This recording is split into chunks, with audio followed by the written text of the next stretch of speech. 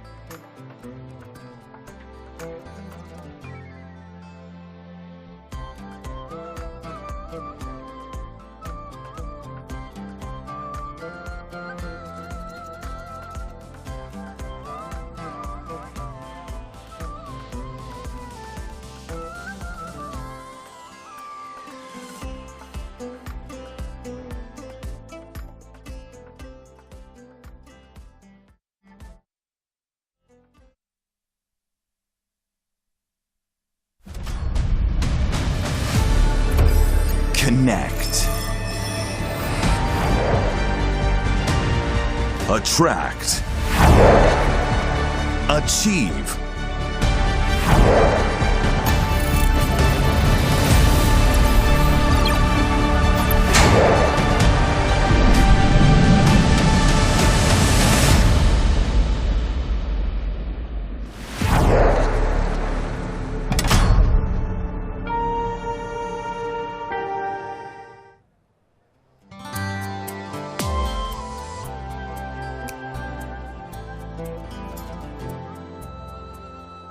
Imagine a country on the cusp of a revolutionary transformation, where the future isn't just dreamed of, it's actively being built. A nation on the threshold of becoming a global leader in innovation, technology, and business, with a vision that has the young generation at the heart of its progress. The private sector thrives, and the world turns its eyes to a nation poised to lead. So hello, bonjour, guten Abend, salamat datang, hola, ahlan wa sahlan, and welcome to the Kingdom of Saudi Arabia. Your Highnesses, Your Excellencies, distinguished guests, Assalamu alaikum wa rahmatullahi wa barakatuh. I'm Fatma Fahad, and it is my pleasure to welcome you all to Biban24 in its 10th edition, where we open doors to a global destination of opportunities for dreamers, leaders, and change makers alike. So it is a dynamic roadmap to unlock a country's and a nation's full potential, isn't it? With resources, ambition, and an unwavering energy to succeed. Saudi Arabia isn't just adapting to the future, it's creating it with open doors. So ladies and gentlemen, let it be well noted, the journey has just begun, and the world will be watching as it unfolds.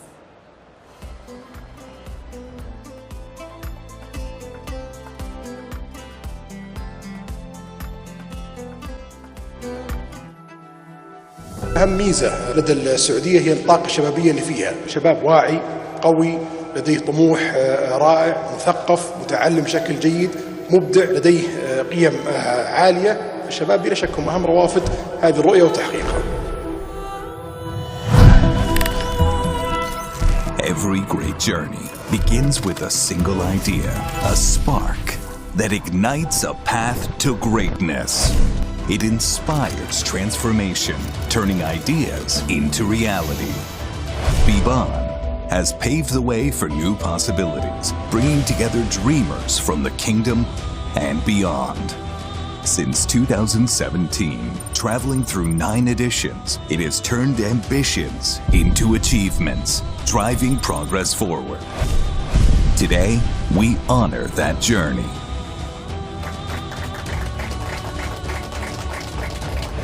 Knowledge is the foundation of progress. Through these voices, we shape the landscape of tomorrow. Voices have power. Each insight drives change and innovation. One of shared purpose, filled with meaning and accomplishment. Every partnership is a step toward boundless potential. Progress thrives on collaboration. Together, we've empowered innovation. The future is limitless.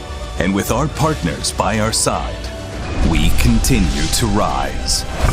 Each idea unlocks a new horizon. This is just the beginning. This journey proves the sky's the limit, and you're never too young to dream big and reach for those stars. Meet Ratil El-Shahri, a young visionary, showing us it's never too early to invest in yourself.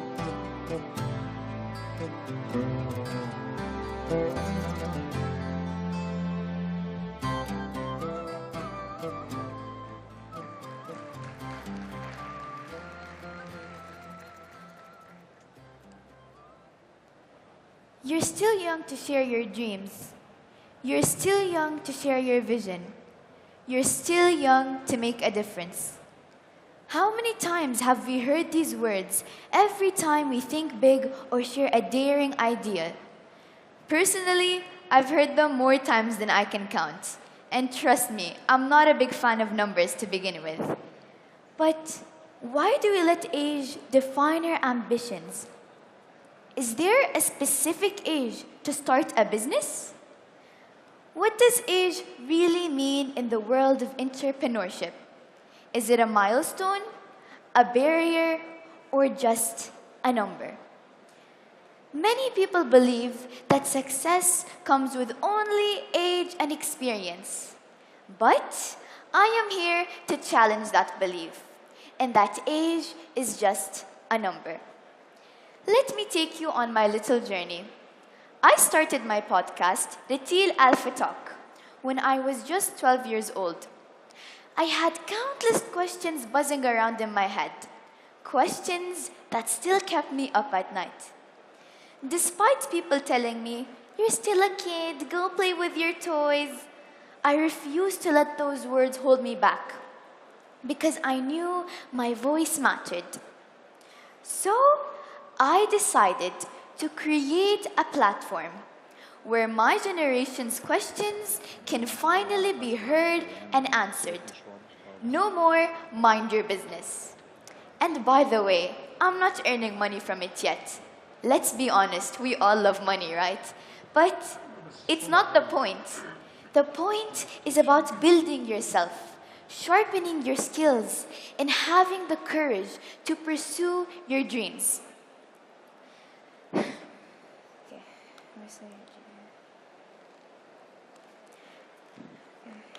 Sorry. Anyone can be an entrepreneur, whether you're 12 or 70. The opportunities are endless, and the world of entrepreneurship is wide open to explore and be creative, regardless of age. Because remember, age is just a number. Okay, have you ever wondered why the most successful entrepreneurs always have the best ideas and a lot of money? I'm joking, but it's because they never stop asking questions. While some follow the crowd, the true innovator craves their own path. A real entrepreneur, young or old, is driven by relentless curiosity and a willingness to turn ideas into action. So the next time a crazy idea pops into your head, ask yourself, why not me? Why not now? I encourage you all to unleash your curiosity, invest in your dreams, discover your inner entrepreneur, and watch the world open up before you do. Entrepreneurship doesn't wait for the perfect moment. It starts the moment you ask, what's possible? So, don't let age hold you back, whether you're 12 or 70. If not now, when? Many people say, live today the way you want to be remembered tomorrow. So, what do you want to be remembered for? Thank you.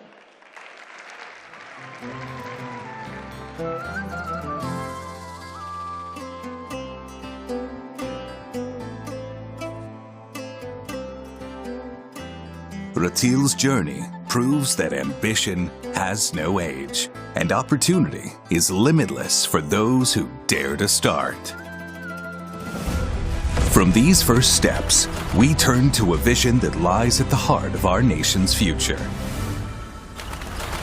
A new horizon is taking shape. Futuristic cities rise from the sands. Cultural legacies are reborn, and untapped landscapes offer endless potential. These projects embody our commitment to a better future, where living standards rise, opportunities are abundant, and sustainability shapes every step forward. Here, collaboration thrives. The big supports the small, and visionaries lead dreamers. We now turn to Lou Cooperhouse, reflecting how these mega projects go beyond infrastructure, nurturing entrepreneurship, and shaping a sustainable future for all. Lou Cooperhouse has shown how grand visions and mega projects nurture even the smallest ambitions, creating opportunities where entrepreneurship can thrive.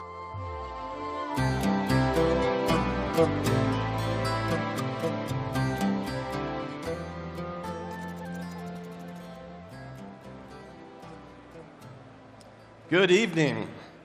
My name is Lou Cooperhouse, and I spent my entire 40-year career in the food industry with continuous entrepreneurial roles in both the private and public sectors. My message to you today is that entrepreneurship comes in many forms, but a key to success is having an entrepreneurial mindset. Let me explain. Like Ratil, who is amazing, I started very young. When I was just 13, my parents managed 2 small retail stores, and I learned and applied every aspect of these businesses: customer service, inventory, accounting, you name it. This early experience shaped my understanding of business and gave me the confidence to innovate later in life. After college, I was ready to be an innovator and an entrepreneur, and I worked at Campbell Soup, Conagra, and Nestle. Within these huge organizations, I launched new businesses, was able to act as an internal disruptor, an innovator, something that we called entrepreneurship. In the 1990s, I first became a startup entrepreneur and co-founded and served as CEO of a company that pioneered nutritious meals for special diets, products never before developed or commercialized. And later, as president and COO of a fresh-cut produce company, I led the transformation of the entire business, driving it to market dominance through innovative new products, collaborations, and entrepreneurial practices. I've also been an entrepreneur supporting other entrepreneurs as founder and executive director of the Rutgers University Food Innovation Center, an award-winning program that is America's premier food incubator. But in 2018, I became an entrepreneur once again. I founded Blue Nalu, where we are creating real seafood directly from the cells of fish. We are based in San Diego, California, and we become the global leader in this space, and we're partnering with major food companies worldwide. But looking back on my career, I'd like to share with you today some of the best practices that I've learned from all of these very diverse experiences. First, as an entrepreneur, you must start with a unique selling proposition, what we call a USP, one that meets a consumer need. At Blue Nalu, our USP is cell-cultured seafood that is superior to its conventional counterpart. It's sustainable, it's free from mercury, microplastics, toxins, and environmental pollutants. It offers consistency and year-round access. Secondly, success is not about you. As an entrepreneur, you must build a diverse, cross-functional team that complements your skills and where everyone benefits from success. Third, you must embrace external collaborations. Don't try to do this all by yourself. This philosophy is called open innovation, where you partner with external organizations to fill gaps in a mutually beneficial way. And fourth, ideally you need to attract mission-aligned, strategic investors who share your vision, but they also add value that is beyond capital. At Blue Nalu, we're very fortunate as our investors and advisors include His Royal Highness Prince Khalid of KBW Ventures, who has been instrumental in our success. And just last year, I stood here in Riyadh to announce a partnership with NEOM, which led our Series B financing. Our shared focus on sustainable food production, environmental conservation, and human health align perfectly with Saudi Vision 2030. But there's still more to success than these elements that I've shared thus far. As an entrepreneur, you must embody qualities like passion, persistence, courage, resilience, and adaptability. You must be focused on the future, and also it needs to get done today and tomorrow. while being organized, efficient, and accountable. Strong relationships and collaboration are also keys to success. And lastly, you must always be a great listener. A listener to your customers, to your consumers, and to the greater public. A listener also to your board, your investors, your partners, your team, and of course, your family. Thank you so much for this opportunity. I'm just thrilled to be part of Saudi Arabia's entrepreneurial ecosystem, as it truly is the global destination for entrepreneurs. Thank you.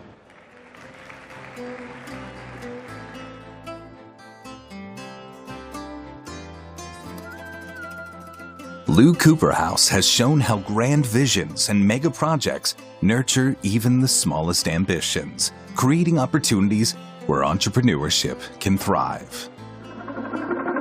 This spirit of growth extends beyond projects. Our rich natural resources tell a story of abundance and promise. Beyond agriculture, our land holds valuable resources among others. Today, we stand proudly in the forefront of global rankings, excelling in diverse fields. Culture celebrates our heritage. Agriculture nurtures the land. Education shapes bright minds. Healthcare strengthens our communities. Energy, industry, and environmental stewardship power our progress. And tourism opens the world to our story, connecting with each other and driving ourselves forward. We turn to Dr. Haneen Al-Sabeh, a leader in the tourism sector, who will highlight the inspiring contributions of women entrepreneurs, showing how women are driving progress and shaping the kingdom's future.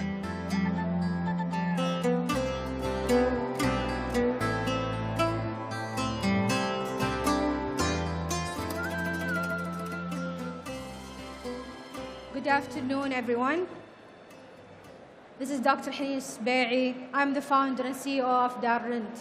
It's a privilege to stand before you today to share the story of Day1, a journey that began in 2021, inspired by 2030 vision for Saudi Arabia tourism sector.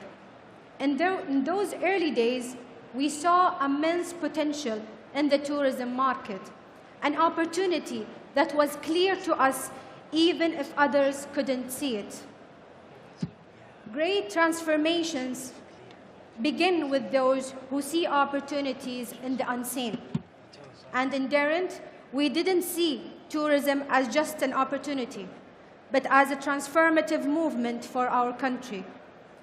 Our ambition to be leading hospitality innovation was not without challenges.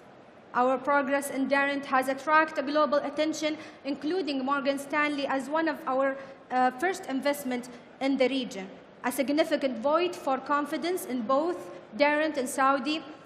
This partnership is more than a financial, it's a sign that the world is ready to invest in our nation, visions, and future. Together, we worked to make the impossible possible. And I am proud to announce that Saudi Arabia has surpassed its initial goal by reaching 100 million annual visitors this year, before 2030.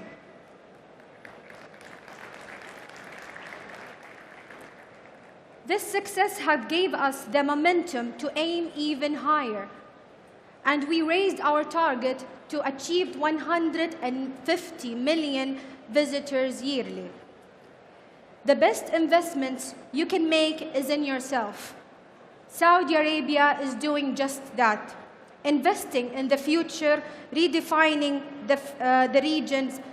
By looking ahead, we are preparing for Riyadh also Expo in 2030, the World Cup, FIFA is coming, that will elevate Saudi as one of the world in the world stage. These aren't just any events, they are steps that will create jobs, attract foreign investments, and place Saudi as a leader in the tourism, innovation, and economy. At Day1, our success comes down to a simple but powerful formula. Find a meaningful challenge, then build a strong team, find a great, attractive, big market, and then provide a high-quality product. It's that simple. I thank you all for your time, and I invite you to all to be part of the transformative journey. Join us as Saudi Arabia steps into its role as a global leader. Thank you so much.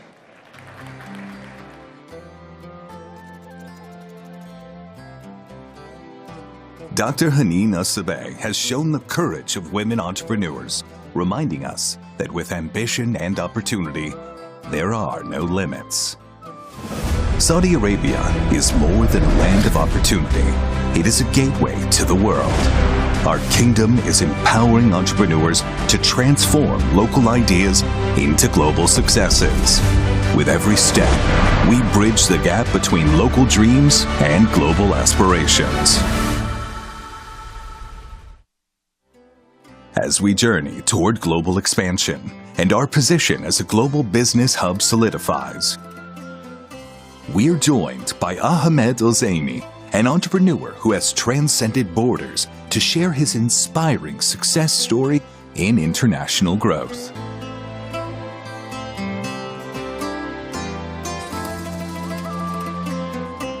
Thank you.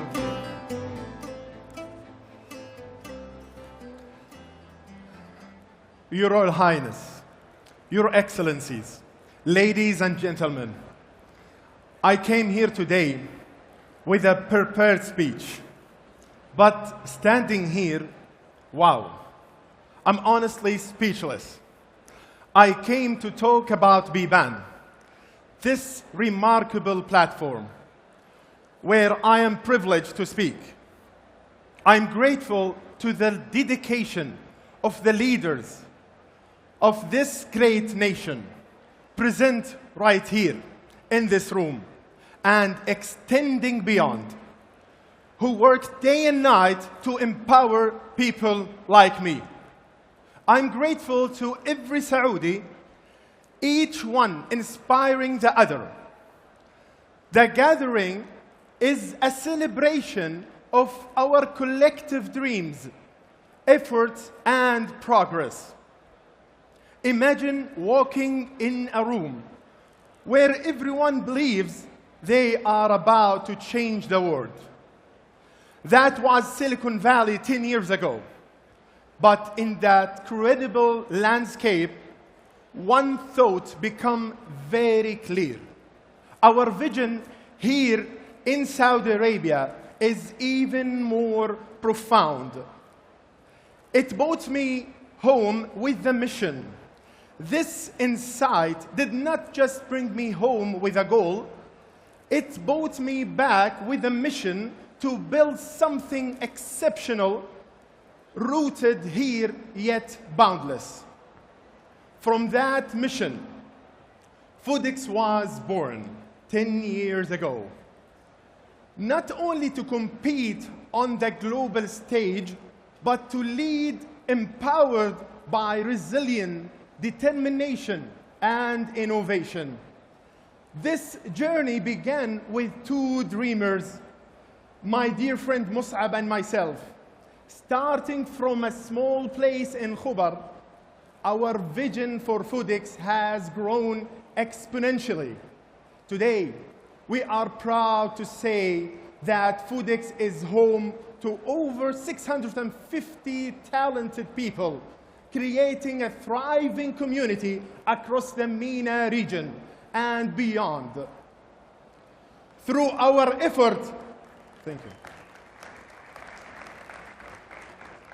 Through our effort, Foodix has generated hundreds of white-collar jobs for Saudi nationals and acquired a global talent across world-class caliber from east to west and everywhere in between, contributing to the local and global economy. I still remember when I met Ray Dalio 3 years ago at the pre-FII event in Riyadh. What he told me really made me realize something so powerful. You all should be proud of what you guys have built, because Foodix and its alike has put Saudi on the map and paved the path for other technology companies. Then I met him last week, and he is impressed with what Saudi founders in the ecosystem have been doing. At Foodix, we embody the multiplier effect. Our success is not just about growth and profit. It's about our commitment to mentor and invest in the next generation of entrepreneurs. It's amazing to see that many of former employees are now founders and leaders of successful companies. I'm proud that Foodix is the first Saudi company in the SaaS business to attract international investments, bringing in significant funding from top-tier investors like Process and Sequoia and the PIF through its subsidiary Sanabel Investment. These partnerships really highlight the high potential of Saudi entrepreneurs to lead on the global stage. But let's not stop here. These achievements are just part of much bigger vision. At the heart of this journey is the Vision 2030, transformed our landscape into a place where entrepreneurs dream without limits. Our ambition is not just to participate, it's to lead on the global stage, redefining what it means to compete and innovate. And events like Biban, they are crucial in amplifying our effort. Biban has become a great part of this narrative, creating a world of opportunities for every dreamer. Can you feel the momentum this platform has created?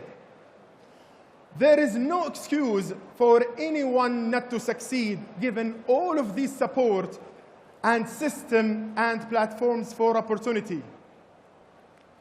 Our journey does not just end today. It's about crafting a lasting legacy.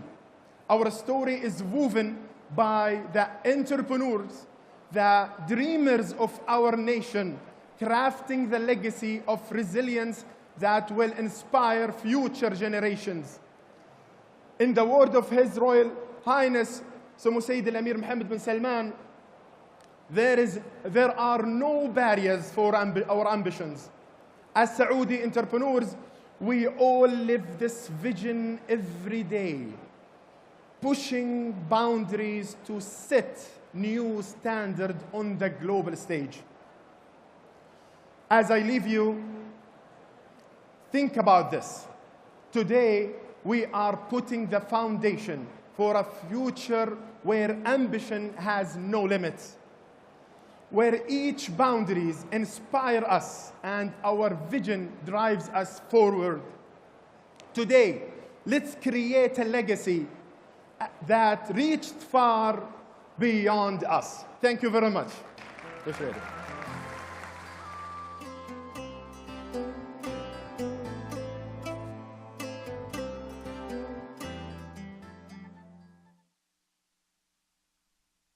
Ahmed Ozaimi embodies transformation, showing us with the kingdom's support how to turn local visions into global legacies.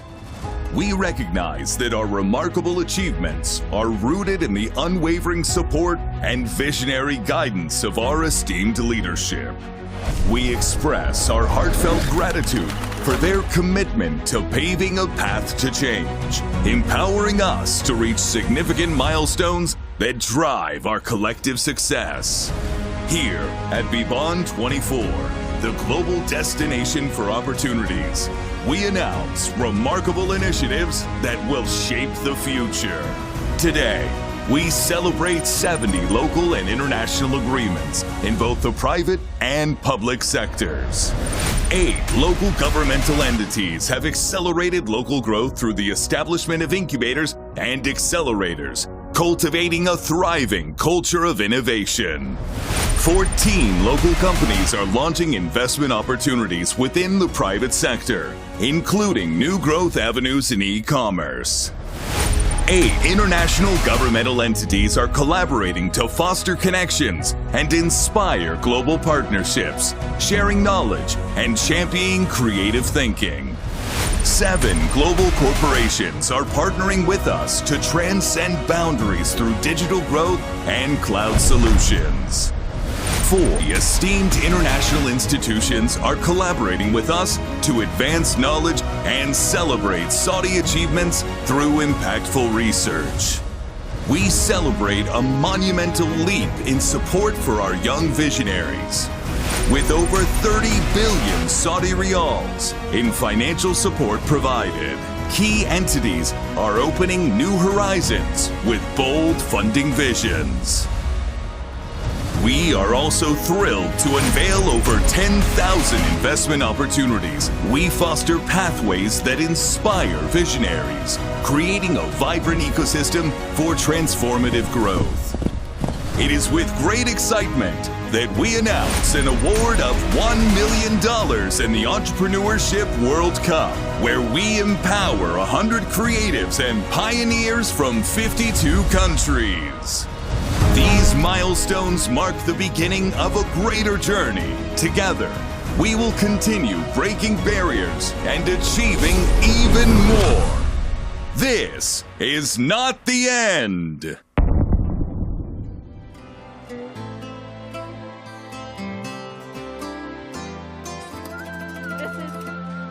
This is not the end. The journey is just beginning.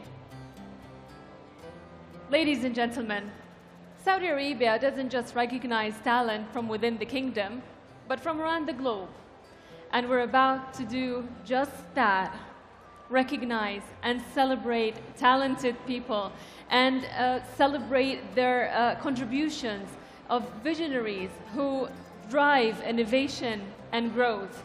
And to mark this very special occasion, I would like to call on stage the Saudi Minister of Commerce, His Excellency Majid Al-Qasabi, and joining him, the Saudi Minister of Investment, His Excellency Khalid Al-Falih. Joining them, the Governor of Small and Medium Enterprise General Authority, Ustad Sami Al-Husseini, and Chief Executive Officer of Premium Residency Center, Ustad Muhammad Al-Sultan. Please join their excellencies. Welcome on stage. Thank you for joining us. Thank you. So as we are celebrating those moments, I would like to also call all 38 individuals, talented, distinguished individuals who contributed with their innovations, with their ideas, with their contributions. Welcome and congratulations for having this premium residency in recognition of their commitment to progress and excellence. 38 distinguished individuals earned the premium residency in recognition of their commitment to progress and excellence.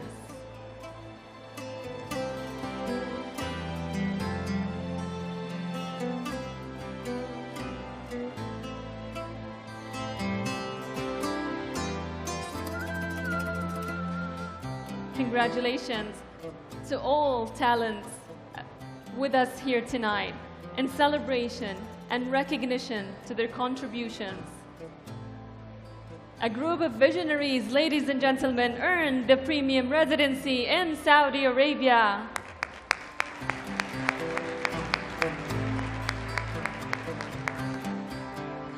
Congratulations, and thank you for being with us here tonight. Thank you very much, gentlemen.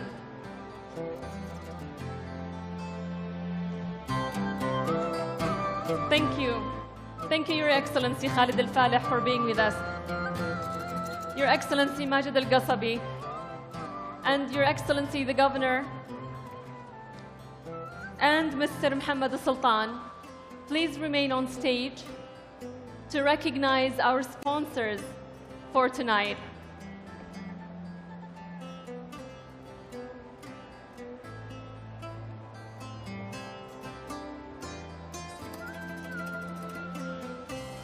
Thank you you very much. And now, of course, we shall not proceed without thanking our partners here today. Let us recognize them and appreciate their contributions. So starting with our strategic sponsor, Aramco. Please join us on stage.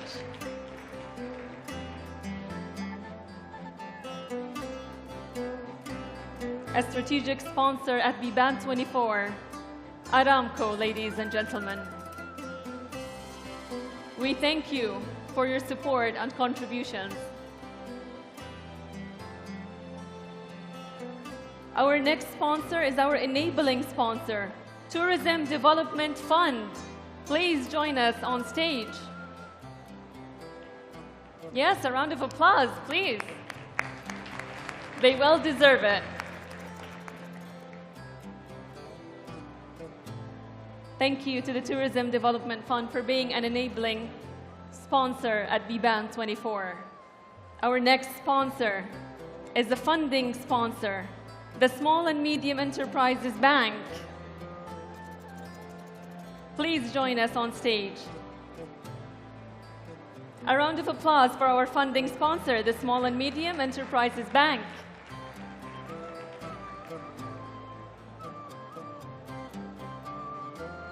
Now, one of our main sponsors for tonight at Biban24 is the one and the only Saudi National Bank. Please join us on stage.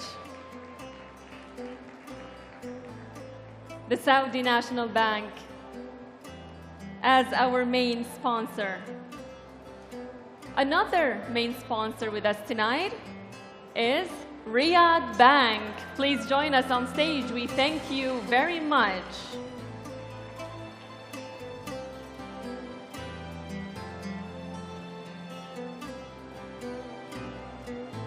Thank you to Saudi National Bank for being a main sponsor with us tonight. Ladies and gentlemen, Riyadh Bank, a round of applause for them.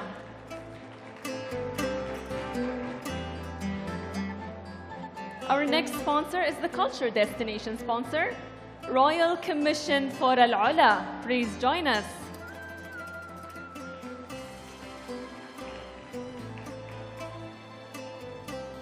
Royal Commission for Al-Ula is a culture destination sponsor with us tonight at Biban24. We thank them very much. Our next sponsor is a supporting sponsor, Premium Residency. Please join us on stage. Thank you.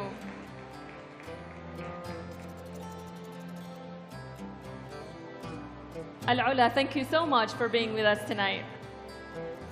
Premium Residency, our supporting sponsor, please join us on stage.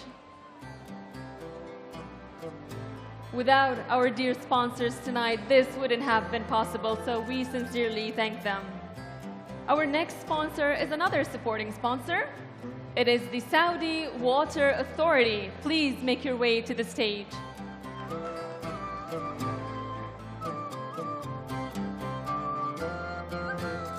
The Saudi Water Authority is a supporting sponsor with us tonight at Biban24.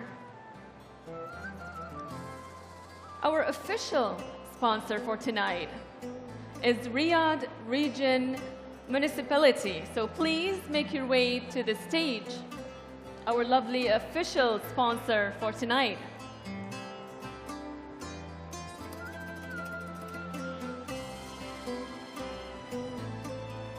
We thank our official sponsor for being with us tonight and supporting Biban24. Our following sponsor is an insurance protection sponsor, the one and only Goosey. Please make your way to the stage. Thank you to our official sponsor. We welcome on stage our insurance protection sponsor, Goosey. Our next sponsor is a cultural sponsor, and that would be the Ministry of Culture. Please make your way to the stage. Our cultural sponsor, Ministry of Culture.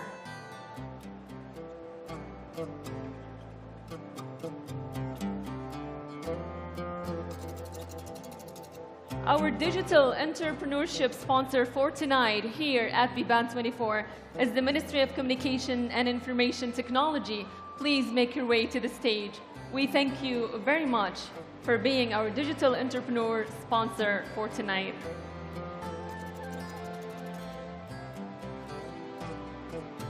Our next sponsor is hospitality sponsor. التنفيذي, please make your way to the stage. Our hospitality sponsor, التنفيذي, make your way to the stage, please. Thank you very much. Our next sponsor, after our kind hospitality sponsor, our contributing sponsors, Asir Development Authority, please make your way to the stage.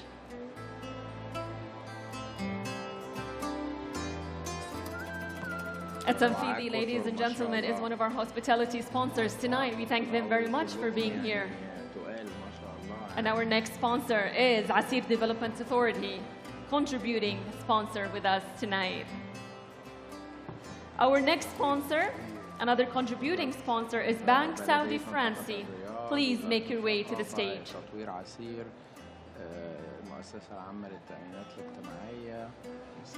A third contributing sponsor tonight. How lucky are we to have three contributing sponsors? Saudi Awal Bank, please make your way to the stage.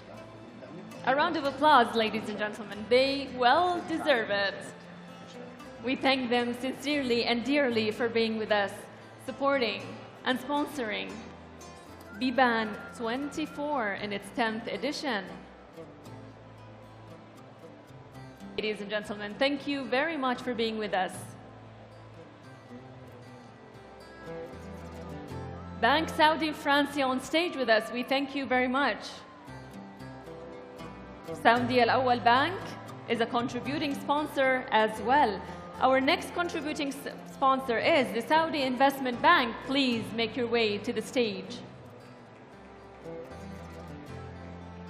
And another contributing sponsor is Haraj. Please make your way to the stage.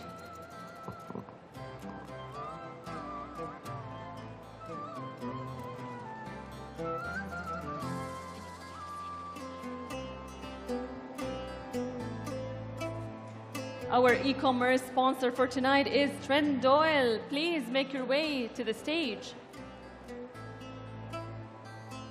And our development sponsor is Social Development Bank. Kindly make your way to the stage. Our legacy sponsor is the Raya Gate Development Authority. We thank you very much. Please make your way to the stage.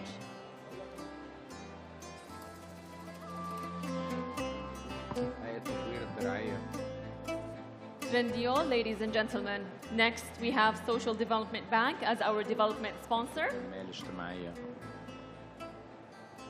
And as a legacy sponsor, we have the Raya Gate Development Authority.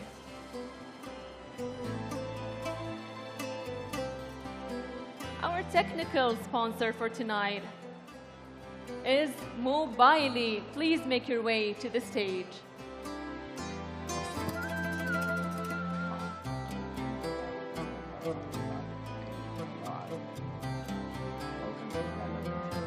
The Raya Gate Development Authority is our legacy sponsor for tonight, ladies and gentlemen. We thank them very much for being with us tonight. The Raya always #1. Next is our technical sponsor, Mobily. Please make your way on stage. We thank you very much, Mobily. And our media sponsor is Al Arabiya. Please make your way to the stage. Al Arabiya as a media sponsor for Biban24 in its 10th edition. Thank you, Mobily. Al Arabiya, please make your way to the stage. Our transportation sponsor for tonight is Mohammed Yusuf Naghi Motors. Please also make your way to the stage.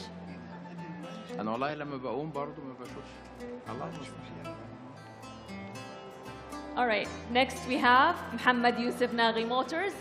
Please make your way to the stage.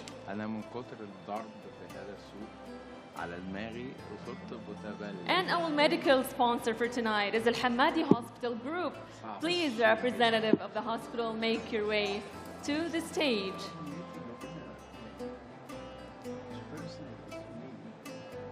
And last but not least, our expansion sponsor is Astro Labs.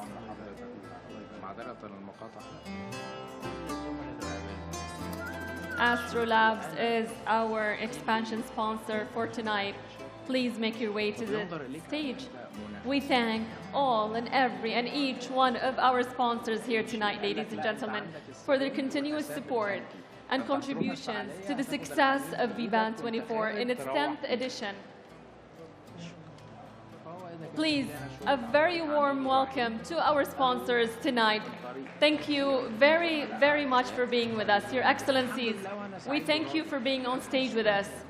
This will be the end of the thankful moments to our sponsors.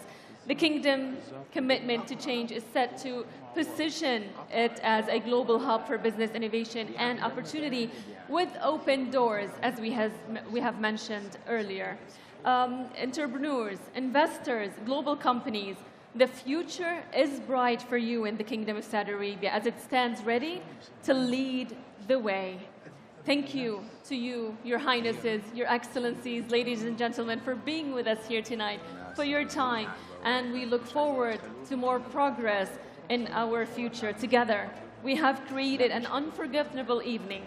We look forward to witnessing the great heights you will reach. Thank you, and have a very lovely and wonderful evening.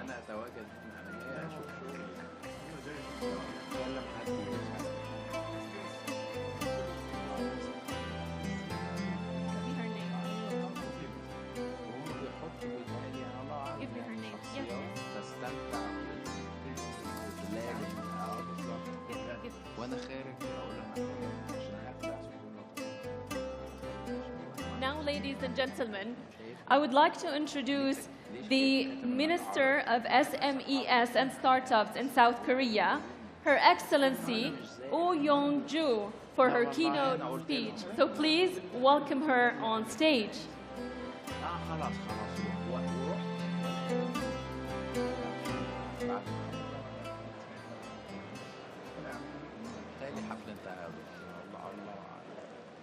Assalamu alaikum. Peace. Excellencies, distinguished guests, ladies and gentlemen, good evening. I am Young-ju Oh, the Minister of SMEs and Startups of the Republic of Korea. Your Excellency Majid bin Abdullah Al-Kasabi, Minister of Commerce, and Your Excellency Sami Al-Husseini, Governor of Monshat. I would also like to express my heartfelt congratulations on the successful opening of the Biban24. It is a tremendous honor to be invited to this remarkable gathering, and I am grateful for this opportunity to deliver a keynote address. Distinguished guests, imagine a world where innovation knows no borders, thriving not only in Silicon Valley, but in every corner of the globe, from Seoul to Riyadh. This is the vision we are building together here today, fueled by two powerful forces reshaping the global startup landscape.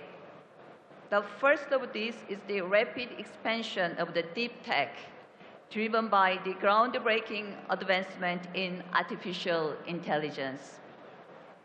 Despite the challenging tech winter and the ongoing global economy uncertainties, deep tech startups, particularly those in AI, are thriving. Just last year, over half of the world's new unicorn companies were in deep tech, many specializing in generative AI. Approximately 18% of the global venture investment in 2023 went into this sector alone.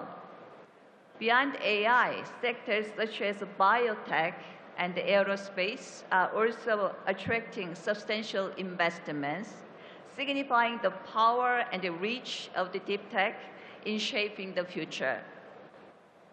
To bring this into perspective, some Korean startups, AI-driven biotech fields, recently achieved remarkable results in diagnosing rare disease through AI genetic testing. This is just one example of how deep tech innovation is addressing some of the world's most pressing challenges. The second trend we are witnessing is decentralization. While the startup ecosystem in the United States, exemplified by the Silicon Valley, remains strong, we are now seeing vibrant new startup hubs emerging across Asia, Middle East, and beyond. As a reflection of this shift, the share of Series A funding directed to top 40 ecosystem globally dropped from 79% in 2019 to 65% in 2023, while the share for the top 100 emerging ecosystems rose from 13% to 19%. This progress has been made possible by the unwavering commitments of the governments and the innovators worldwide. Regions such as Spain, Italy, Singapore, Saudi Arabia, and Korea are stepping forward as significant players on the global startup stage. Ladies and gentlemen, Biban has been instrumental in establishing Saudi Arabia as key startup hub in the Middle East. Since Saudi Vision 2030 was introduced, Saudi Arabia has prioritized a technology and the innovation-driven economy. Moonshot has been hosting Biban since 2017, providing a crucial platform for local startups to connect with experts and investors worldwide. Last year, Biban welcomed approximately 145,000 attendees from around the world, raising the profile of Saudi startups on the global stage. Korean startups, in particular, have actively participated, contributing to the internationalization of the Saudi Arabia startup ecosystem and achieving impressive results. For example, Angel Swing, a drone-based construction management startup, Korean startup, won first place in the last year's Biban pitch competition and has since been involved in major projects like Delia Gate, the Red Sea project, and the NEOM. H2O Hospitality, a digital hotel platform startup, established a local office here and is participating in Red Sea project. While AI semiconductor startup Rebellions secured $50 million investment from Saudi Aramco CVC for the collaboration on a data center project. I understand that Biban24 is expected to welcome even more, around 160,000 visitors and over 1,350 companies. This year, Korea has arrived with a strong delegation, highlighting our commitment to fostering deeper collaboration. Around 40 Korean startups spanning AI, biotech, and eco-friendly cosmetics have joined us here. Notably, 6 Korean startups have advanced to the EWC Global Final. Each of these startups is here to forge connections, attract investment, and explore new markets. Distinguished guests, Korea and Saudi Arabia share a commitment to empowering youth and creating future-ready economies. In Korea, this vision is reflected in the rapid growth of the innovative startup ecosystem that is transforming our economy. When you think of Korea's economy, large conglomerates like Samsung, Hyundai, LG may come to mind. However, in recent years, innovative startups have taken on essential role. Korea now has approximately 40,000 ventures businesses, whose combined revenue has surpassed that of the Samsung, and who collectively employ more people than Korea's top 4 conglomerates combined. Korean startups now have a strong presence on a global stage as well. If you attend the CES, at the world's largest tech exhibition held in Las Vegas, you will notice the Korean startups making significant impact. This year, 128 Korean startups received the CES Innovation Awards, the Seoul ranked 9th globally in Startup Genome's ecosystem evaluation. Indeed, Korea's economy has evolved from the one centered around the large enterprises to one driven by sustainable, innovative startup. Private sector players are key drivers in this evolution. Currently, about 500 registered accelerators, known as startup incubators, are actively identifying and nurturing entrepreneurs at early stages. Additionally, 400 venture capital firms are investing in Korean startups, contributing to a venture investment volume that reaches $8.2 billion in 2023, placing Korea fifth globally.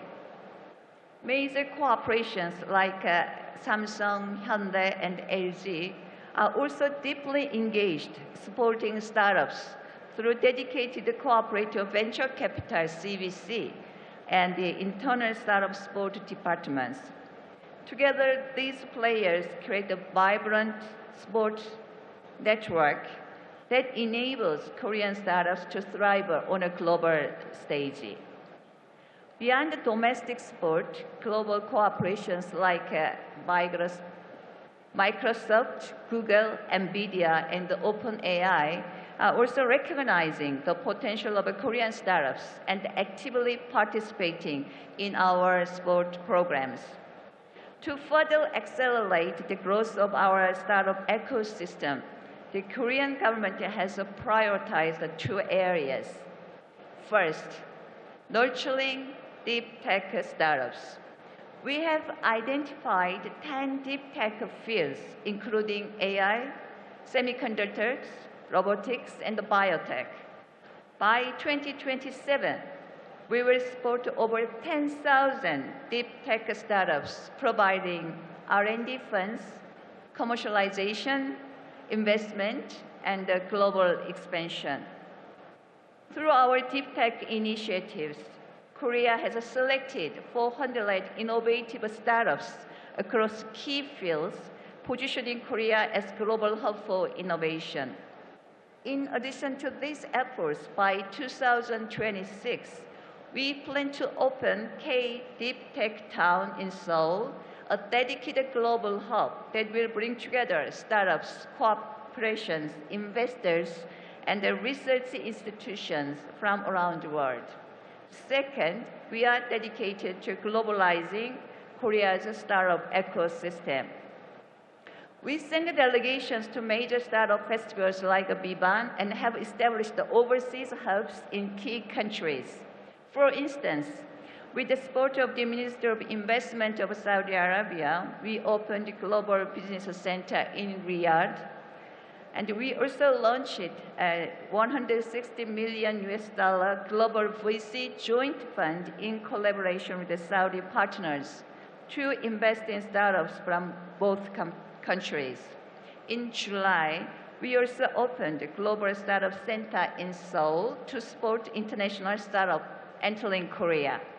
And later this month, we will launch the Startup Korea special visa to attract innovative entrepreneurs from around the world. We warmly welcome the talented Saudi startups and the entrepreneurs to join us in Korea.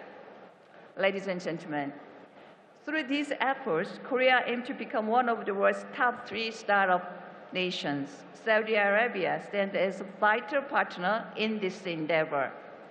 As we build on the momentum created at Biban, we see countless opportunities to elevate both our ecosystem to global prominence. Since the 2022 Korea-Saudi Arabia Summit, our relationship has grown into a future-oriented strategic partnership. This collaboration spans economic, social, and the cultural sectors, with the SME and startup sectors leading the way.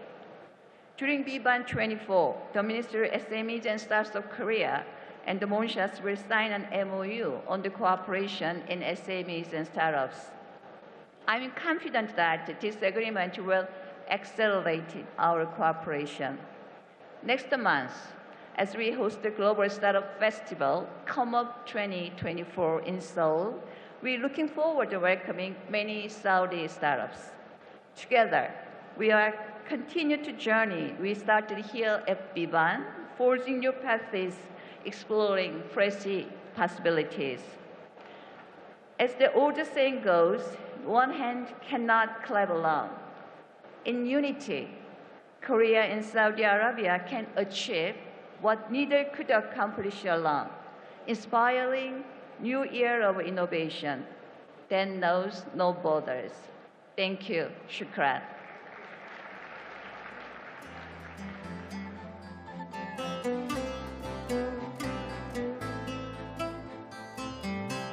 Thank you, Your Excellency, Minister Oh, for such an insightful presentation on cross-border innovation and the power of incubators and accelerating and scaling startups. Ladies and gentlemen, I am so happy and pleased to welcome my co-host for tonight, all the way from Washington, Sarah Chin Spellings, joining us here on stage.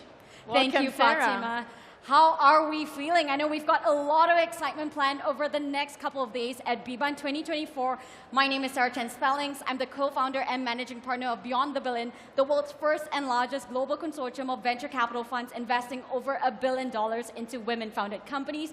And of course, I'm also a top global VC podcast host, $1 Billion Moves. And yes, I did come from Washington, D.C. on what I hear is quite an important day in America today, because like all of you here today, I believe in the power of entrepreneurship, the potential that the kingdom has, and like all of you, I'm committed to the future. So without further ado, we've got a lot to talk about in terms of unlocking opportunities just tonight alone and beyond. But to get us started here, please feast your eyes on the video, which will feature a very special something from Diria. As I hear it. Diraiya. Diraiya. That's Absolutely. right. Number That's one. right. Please enjoy. Enjoy.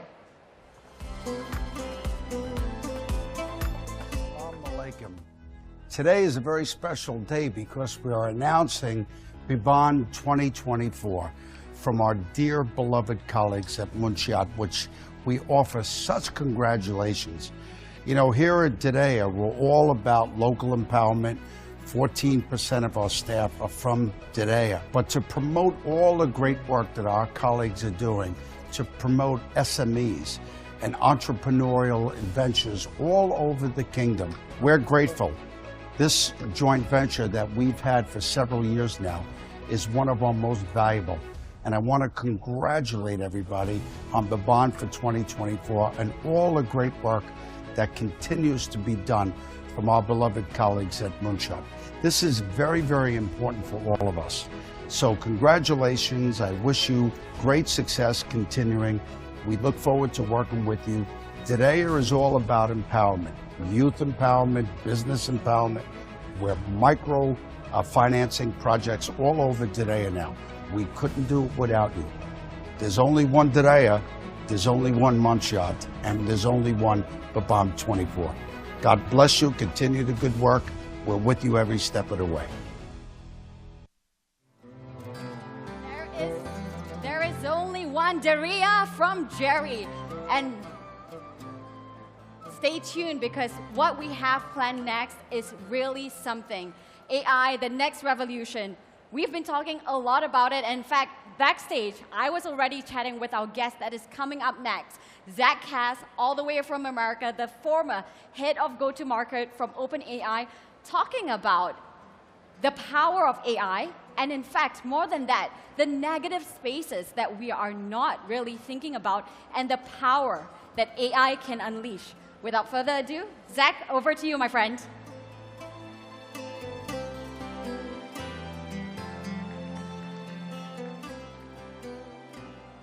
It's wonderful to be here. Thank you all so much for hosting me. This is my third time this year in Riyadh, which is incredible. That's not a stand-up bit. I've actually been to Riyadh 3 times this year, and I'm coming back at the end of November. So I'm particularly excited to be here. As soon as we get the slides up, I'll start with what we're going to talk about today. Critically, I basically spend all of my time now doing research on where AI is moving. And what I've come to discover is that the most important thing that we can study now is not actually what will happen with the technology, but what will happen with us. And in a world where the technology is moving faster and faster, what we have to start understanding is how will it impact us and what will we do? And so the question then today is, where are we? We are building machines at this point that have human intellectual capacity, machines that can think as well as humans and operate at a machine scale. And this is a profound idea. And it's one that I think most people haven't actually come to understand yet. And because of this, we are entering an incredible new frontier. But there's something very important happening right now that I think most people don't realize. There's a counter-narrative in the world right now that says AI is getting much more expensive. And that's true on a training basis, but it's not true on an inference basis. It's not actually true that running AI models is getting a lot more expensive. And in fact, it's getting much cheaper. GPT-4 was $60 per million tokens. Today, it's less than $4 per million tokens. Inference is getting inexpensive, and this is critical. Of all of the trends that I care about in the world, this is the most exciting for 2 reasons. Anytime a critical resource declines in cost this much, there is an incredible economic explosion. This happened with water, this happened with foodstuffs, this happened with electricity, this is happening with the internet. The world gets better when inexpensive things are really important.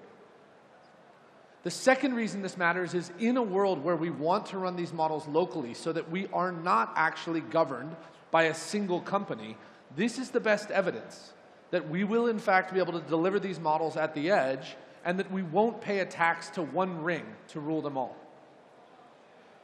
Now, because we are building machines that are becoming exceptionally brilliant and machines that are also becoming exceptionally cheap, the question obviously is what happens next? Where are we going? And the really interesting thing to discuss now is the phases of AI integration, because this is basically, I think, how we are going to live in the world. The first phase of AI integration is the enhanced application phase. In this phase, you will open up AI on your app, you will close your app, and you'll be a little bit more productive. It works because it comports to the world that we live in. But it's not actually using AI to its full potential. AI's full potential is going to be realized pretty soon as we enter the autonomous agent phase. And the autonomous agent phase is going to be one in which we start assigning tasks to AI. Tasks and goals that will be executed across apps and across our web experiences. Apple Intelligence is hinting at what this will look like. You can conceptualize it as a Siri that works, right? In the future, you will probably not navigate directly into your apps. You will assign tasks and goals to an agent. And the third phase, pretty clearly at this point, is the natural language operating system. And the natural language operating system is very exciting, and it's certainly on the horizon. And it will be marked by 2 big changes. The first, we will wear our devices. We will wear our devices as glasses or watches. This will happen. You won't use your iPads and iPhones anymore. The second thing that will happen is we will start interacting with our machines the way we interact with each other. And I observed this firsthand when we launched ChatGPT. I watched my mother use ChatGPT for the first time. For the first time in her life, she was able to engage with a device the way she engages with other people. This is a huge moment. And forevermore, we will start to see technology as not something that causes a digital divide, but as something that actually narrows it. And the path to prosperity pretty clearly is a world in which we can all adopt this technology without having to learn it. Now, there are a bunch of things that are going to happen to get to this point, but pretty clearly, because of all this, we are approaching a world where we have fully integrated, unmetered intelligence, right? A world where the thing that you value most, your brilliance, actually becomes sort of infinite in scale. And this is a profound idea and one that will lead to all sorts of interesting things. My prediction is that, in fact, what this leads to critically is the idea of our next renaissance. I think that we are entering a chapter that will be defined mostly as the expansion, a massive expansion of human potential. Now, in a world where we expand our human potential by 50 or 100 times, the question then simply is not, what can technology do? That's not actually an interesting question anymore. Technology is going to do many things.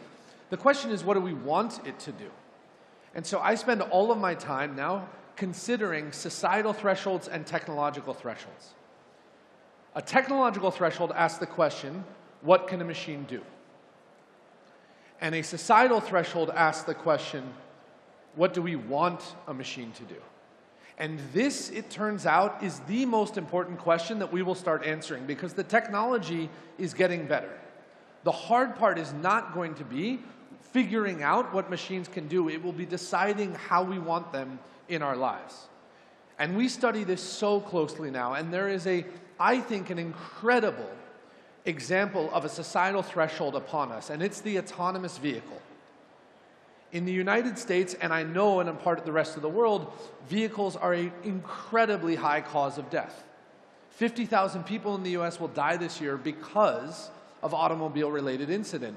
7,000 of those are children. And yet, autonomous vehicles, at least in the United States, polls at less than 25% approval.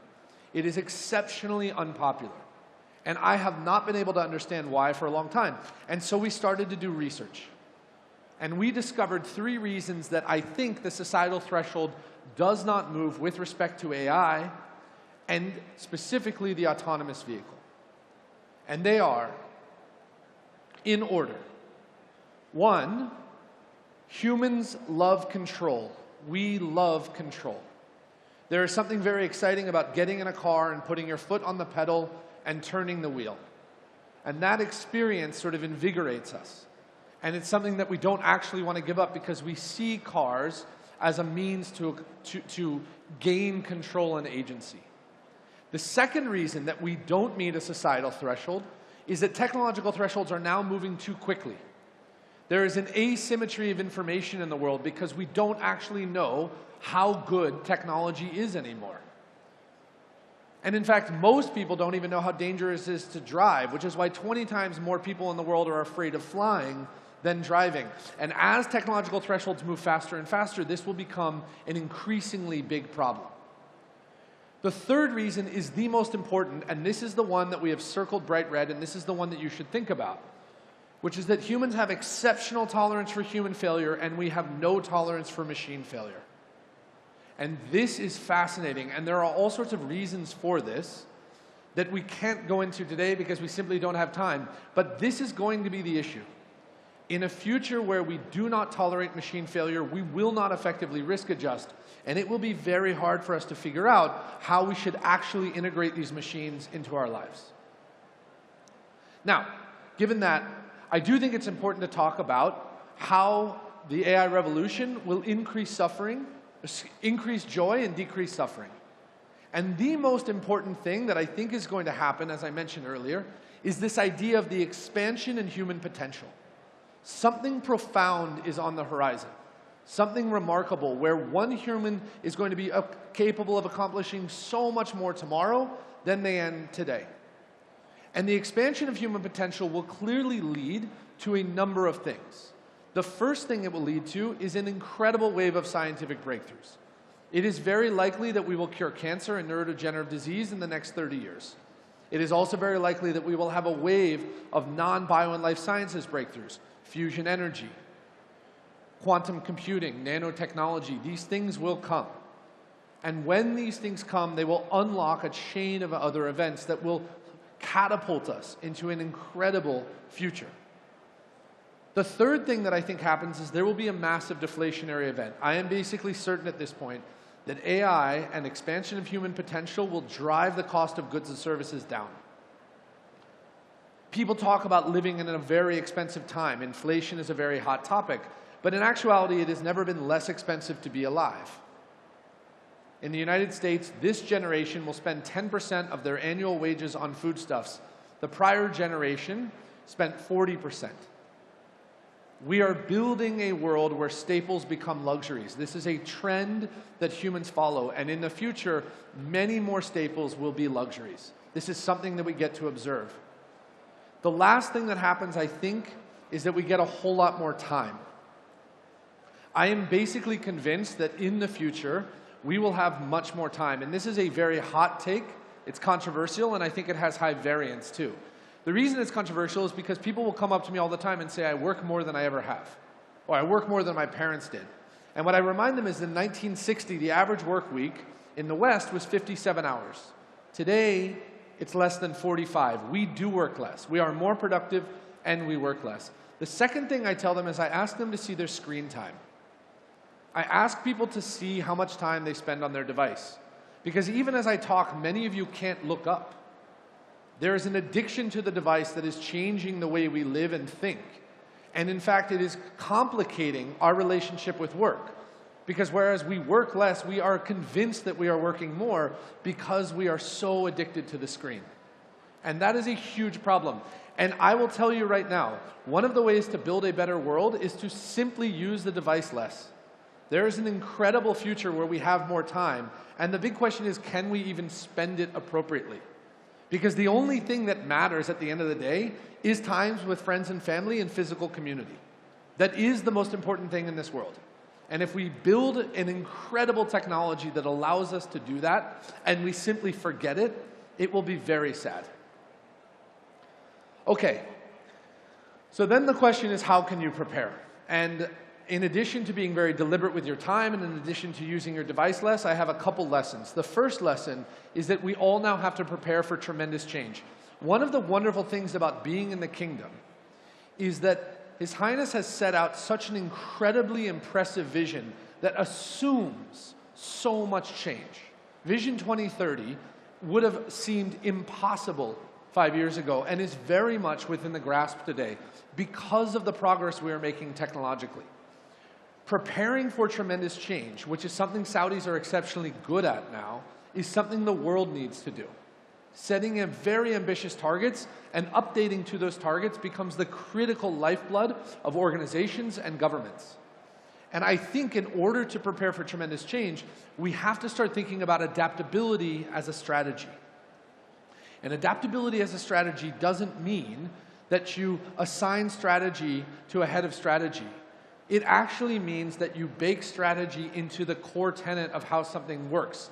And that adaptability isn't something that happens accidentally, it's something that happens on purpose.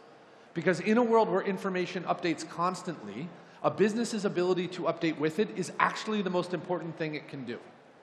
And I think embracing adaptability as a strategy means learning how to learn. Young people ask me all the time, what should I study? I had a really wonderful conversation with Ratil earlier, who is exploring all these incredible things about the world. What she studies in college doesn't actually matter. It will not matter. It doesn't have a correlation to her economic outcome, and it won't actually change her life. Studying something that you love does. In a world where you can explore anything, don't explore something because it will get you financial gain. Explore something because the act of learning is now the most important thing we can do. If everything is going to change, thinking how to think and learning how to learn becomes the imperative currency of the future.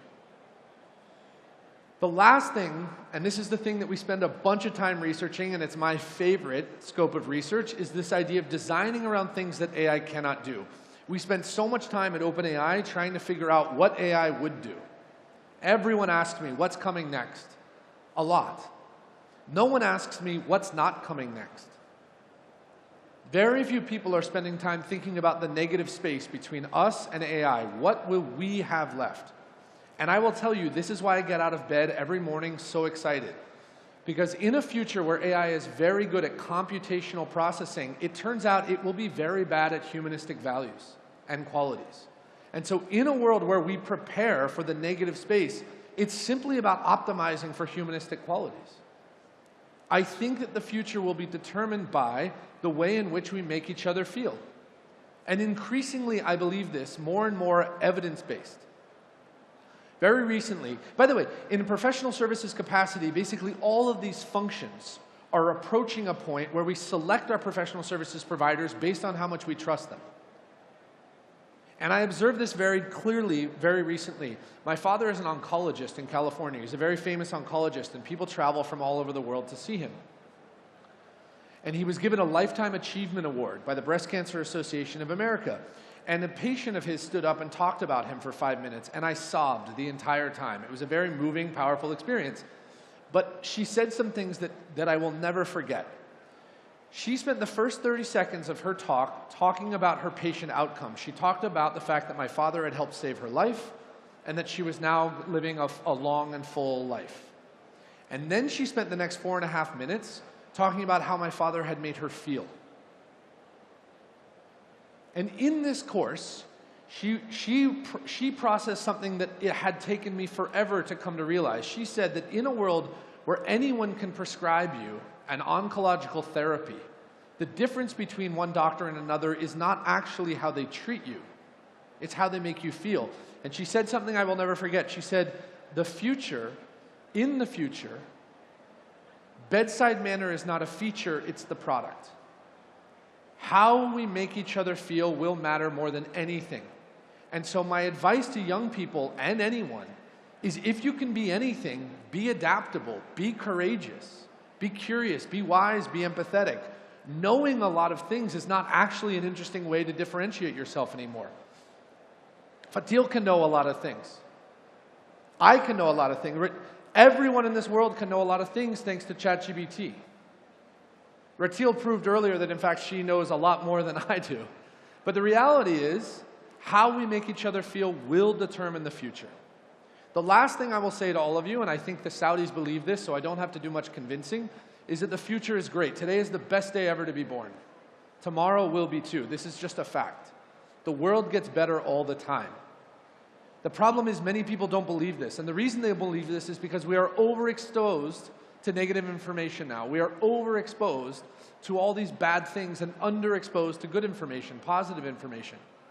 And so my last challenge to everyone is think about a world where we've cured cancer. Think about a world where we've cured neurodegenerative disease. Think about a world where we have abundant energy and foodstuffs. If Vision 2030, if it's something that Saudi can achieve, what if it's something the whole world can achieve? And go home to your places of work and your dining room tables and talk about this future. Because what I've learned in all of my travels is that the thing that everyone wants today is to be optimistic. Everyone wants a reason to be optimistic. If I can be that reason for you today, I'm so glad. And my challenge to you is please be that reason for someone tomorrow.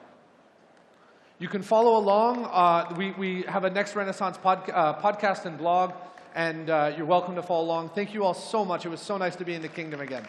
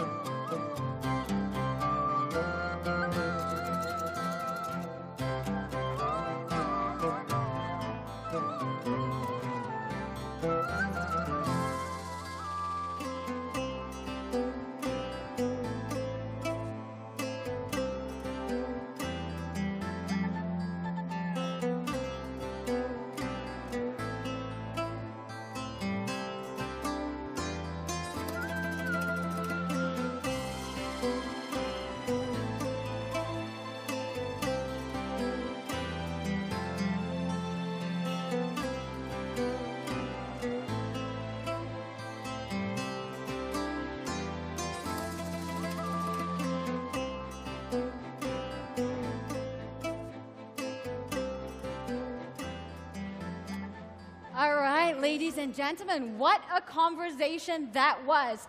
The power of AI, we talk about it so much, but I thought it was fascinating the way that Zach actually highlighted the negative spaces. I think a lot of us spend time with our kids, you know, teenagers, Generation Alpha, as they call it. And yes, they do know a lot of things, as Ratil tells me. But I'm often reminded, actually, my friends at OpenAI often remind me, you know, the future generation, what's important is not so much what you know, but the questions that you ask.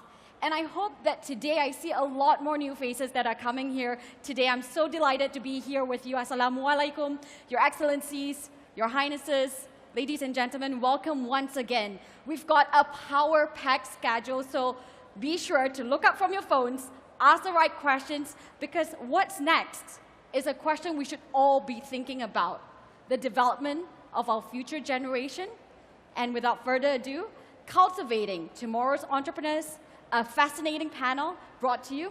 Let me welcome the inspiring Rana Nawaz.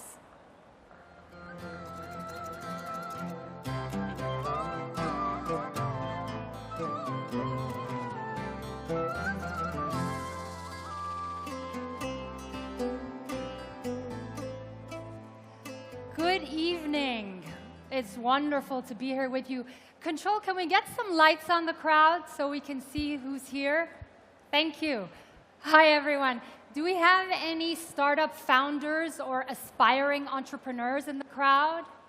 Anyone? Excellent, excellent. Has anyone here done a leadership course or a course on entrepreneurship? Thank you. And would anyone here like to do a course for the first time or again? Okay. So easy crowd for you guys. Lovely to be here. So we're very lucky to have these panelists with us today. Two of the world's most experienced educators in the field of entrepreneurship and leadership. And I'm going to invite David and Zaire to introduce themselves. Please. Thank you, Rana. Good evening. My name is David Abdow. I'm the president and CEO of Babson Global. I would like to acknowledge and thank Moonshot and His Excellency Governor Sammy for hosting and organizing this wonderful evening, and thank the many distinguished guests who have made the time to join us tonight. My organization, Babson Global, is a wholly owned subsidiary of Babson College, with a mission to extend and support the mission of the college, the entrepreneurship education mission of the college globally. In particular, to reach audiences that are not traditionally reached by our undergraduate, graduate, and executive programs. I have been at the college I've been higher ed for over 25 years at Babson College for about 7 years now. And in fact, one of the first things I did when I got to campus was some programs with Moonshot on some small and medium enterprise growth workshops when I first came to campus. And finally, one of the great sources of pride I have in my work is the relationship we have with MBS College. We entered a partnership close to 10 years ago altogether to become the academic service partner for a new College of Business and Entrepreneurship, now known as MBS College. And it's been a delight to work with Dean Zager, his colleagues, and we marvel at the many accomplishments over such a short period of time. Thank you. Zager, please. Thank you, Rana. Thank you very much, ladies and gentlemen. Absolute pleasure to be here. Have a good evening, and thank you for your efforts joining us. I'm Zager de Graaf, and I've been the Dean of Prince Mohammed bin Salman College for the last 5 years. And during that time, we've grown from 40 to graduating 1,000 leaders for the kingdom every year. We are a school of leadership, and if you want to become a leader, that's when you join Prince Mohammed bin Salman College. We develop leaders with an entrepreneurial mindset, leaders who think and execute, who contribute to the economic diversification of the kingdom and thereby help realize Saudi's Vision 2030. We aspire to be a world-class business school, recognizing that there's a need for a world-class business school in the kingdom. We simply want to be the Harvard Business School of the region, and we're well on our way. Our students don't need to go to the US anymore to get a world-class business education. No, their business networks are built here today in the Middle East, in the Kingdom of Saudi Arabia, where the future of business will be. Thank you. Thank you. Thank you. I see David there getting a little uncomfortable. No, we want students in America. Joking. David, can you take us through the Global Entrepreneurship Monitor report and tell us what it is and what have you found about the entrepreneurial landscape in the kingdom? Sure. So to provide some context for entrepreneurship in the kingdom, for the past 8 years, the kingdom has participated in an annual national survey that tracks entrepreneurship rates and attitudes across the country. The survey is called the Global Entrepreneurship Monitor, also known as GEM for short. It was established in 1999 between Babson College and the London Business School. It is viewed today as one of the world's foremost studies of entrepreneurship. GEM is an annual adult population survey tracking characteristics of entrepreneurship in each participating economy. There are 49 participating economies in 2023, so it's not the whole world, but it's a good sample of the world.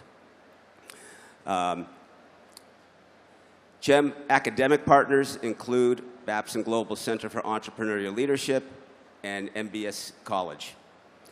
So in terms of results, we've seen a remarkable trajectory in the kingdom over the past 5 years. And to provide a few stats, to give you some sense, since 2020, over 90% of working-age adults in Saudi have expressed positive attitudes about entrepreneurship as a career choice. And this has changed. It wasn't always viewed as a positive career choice, of course. Their attitudes about conditions for starting a business, the positive media coverage that goes with it, have all really dramatically shifted over the past 4 or 5 years. Looking back since 2016, something GEM calls the total entrepreneurship activity, which is the percentage of people who started a new business or who have been running one for up to 42 months, this has more than doubled to 25% of the population. Quite substantial, in my opinion.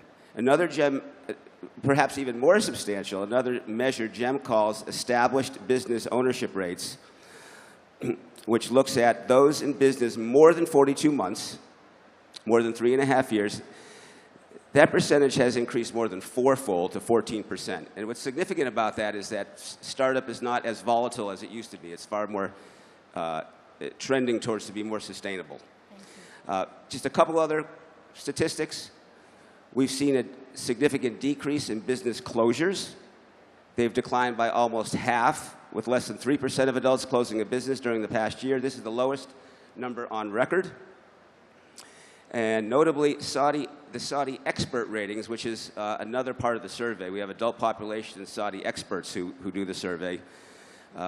These ratings across what GEM calls the entrepreneurial framework conditions are very high among the high-income economies participating in GEM. These are conditions such as availability of finance, infrastructure, national culture, government policies. KSA was among the top 3 of the high-income economies this past year. Wow. So quite noteworthy. Amazing. And David, can I ask you, because all of this is really, really good news, how do these results compare with other economies in a similar position? How do they compare and contrast? Well, given that you've been amongst the top 5 over the last several years in the composite index, my answer is very favorably. Okay. Yes, very favorably. And in fact, I would just, to comment on this, the movement in the kingdom over the past 5 years is a great example of when a government is intentional and takes things like GEM reports seriously, what a difference it can make. Thank you. It stands out in that regard. And Zeger, since you live here, right, Yes. and you see this every day, Absolutely. does your experience echo the findings of the GEM report? Yeah, let me first add a personal note, right? It has been absolutely a privilege to witness the exponential transformation in the kingdom. This is just absolutely unseen, and this conference is just one example of this. David highlights extremely exciting statistics. I mean, the Kingdom of Saudi Arabia being number 3 in the world for entrepreneurship. And that compares to the US and Europe. There's Korea there, there's Qatar there, but Saudi Arabia is in the top 3 in the world. It's absolutely amazing. But let me try to add another extremely exciting statistic to that pack. I'm not sure about you, ladies and gentlemen, but 15 years ago, there was 1 woman in 10 men who started a business in Saudi Arabia. You know what the statistic is today? Today, it is 8 women to 10 men who start a business. The large majority of starting businesses are now done by women. I have to give credit to the female Saudi population for being entrepreneurial, for their innovation, their drive, their motivation, their energy. It is an unparalleled statistic. And we see that also in our degree programs. In our executive MBA program, we have 25% women. But in our pre-experienced Master in Management, which is a business administration degree for recent graduates, the majority of our students are female students. The energy, motivation, enthusiasm, and courage of our female participants in our programs is just absolutely inspiring and is definitely a solid foundation for the future of the kingdom. And this is, we are seeing this across the region, actually. Absolutely. This is really beautiful to watch. Yes. And you mentioned some traits. You mentioned courage, you mentioned other things like that. I wonder, and this is a question for both of you, I wonder what traits are innate? What entrepreneurial traits are people born with? And what traits do you think they can, or we can help cultivate? Right. So common saying is that entrepreneurs are born. There are a number of examples of successful entrepreneurs who are college dropouts.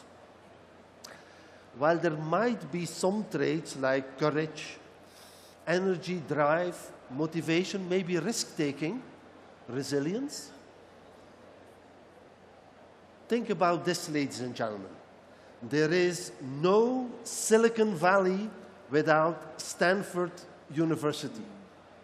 Education is key. Also in other business sectors, there is not McKinsey & Company without Harvard Business School. There is not Wall Street without Chicago School of Business. Education is key. But not only skills. Leadership education has 4 major components that create an entrepreneurial mindset. The 4 components are knowledge in the first place.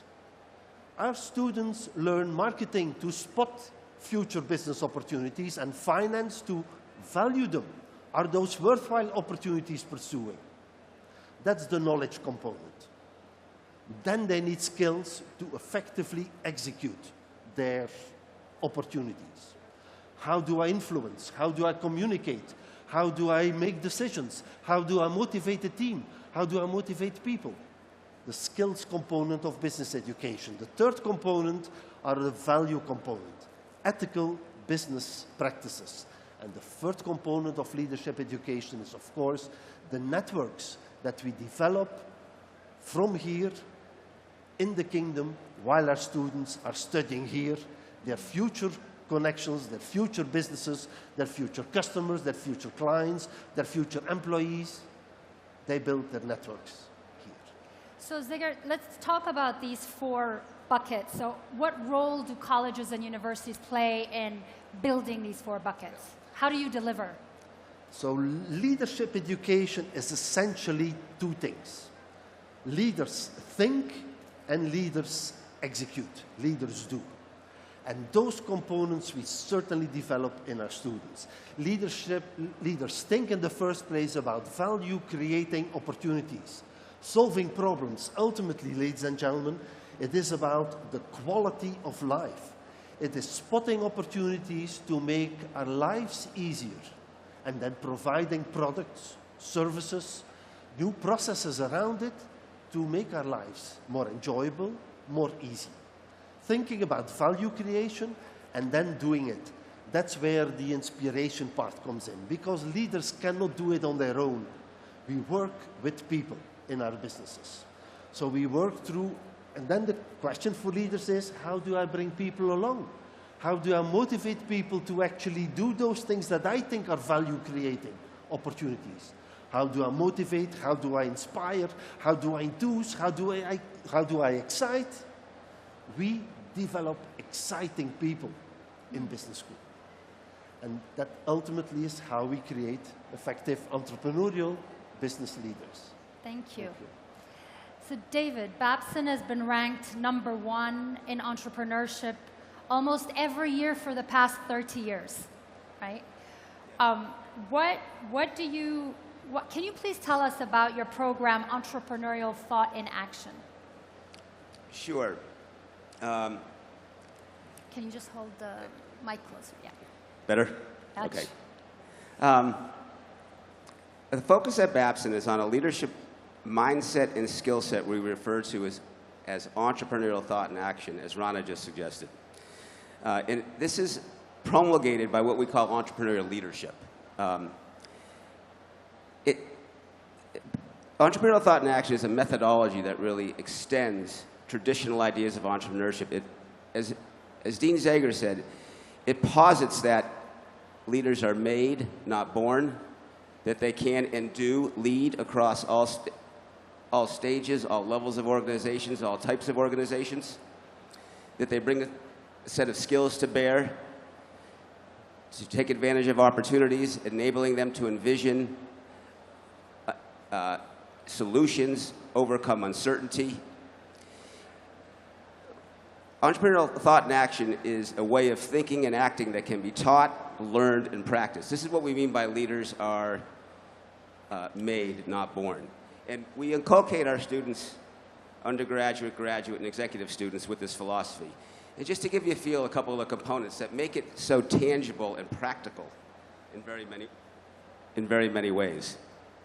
There's a few basic steps, and I think a few powerful concepts that I'll just underscore. First begins with self-awareness. I don't think any of us can be too self-aware. Reflecting on our values and the kind of impact that we want to have on the world. This is where we generate our ideas for making a difference. Then there's this powerful notion of starting with the means at hand. Traditional business starts with predefined goals and then seeks resources to help achieve those goals. Well, we teach our students something a bit different. We ask them to answer the following questions. Who am I? What do I know? Who do I know? What resources do I have available to work with now? The composite answer to these questions are a person's resource base. And these resources available today can be used for immediate action. So this is a fundamental component of entrepreneurial thought and action, is resources at hand and how you can, it's not what I don't have, it's what I do have, and how can I take action with what I do have. There's another notion that's very powerful in my opinion as well. It's this notion of calculating affordable loss. What's considered high risk to one person may not be high risk to another. So it's really hard to have a calculation that speaks to what's high risk and to some decision-making criteria. So rather than calculate risk, think about taking action in terms of what you are willing to lose. What will you really truly give up in terms of money, time, reputation, these kinds of things that you're willing to lose. And this is, by answering these questions, you are able to take control rather than allowing yourself to be controlled by risk or fear of failure, because you have calculated the risk that you can tolerate.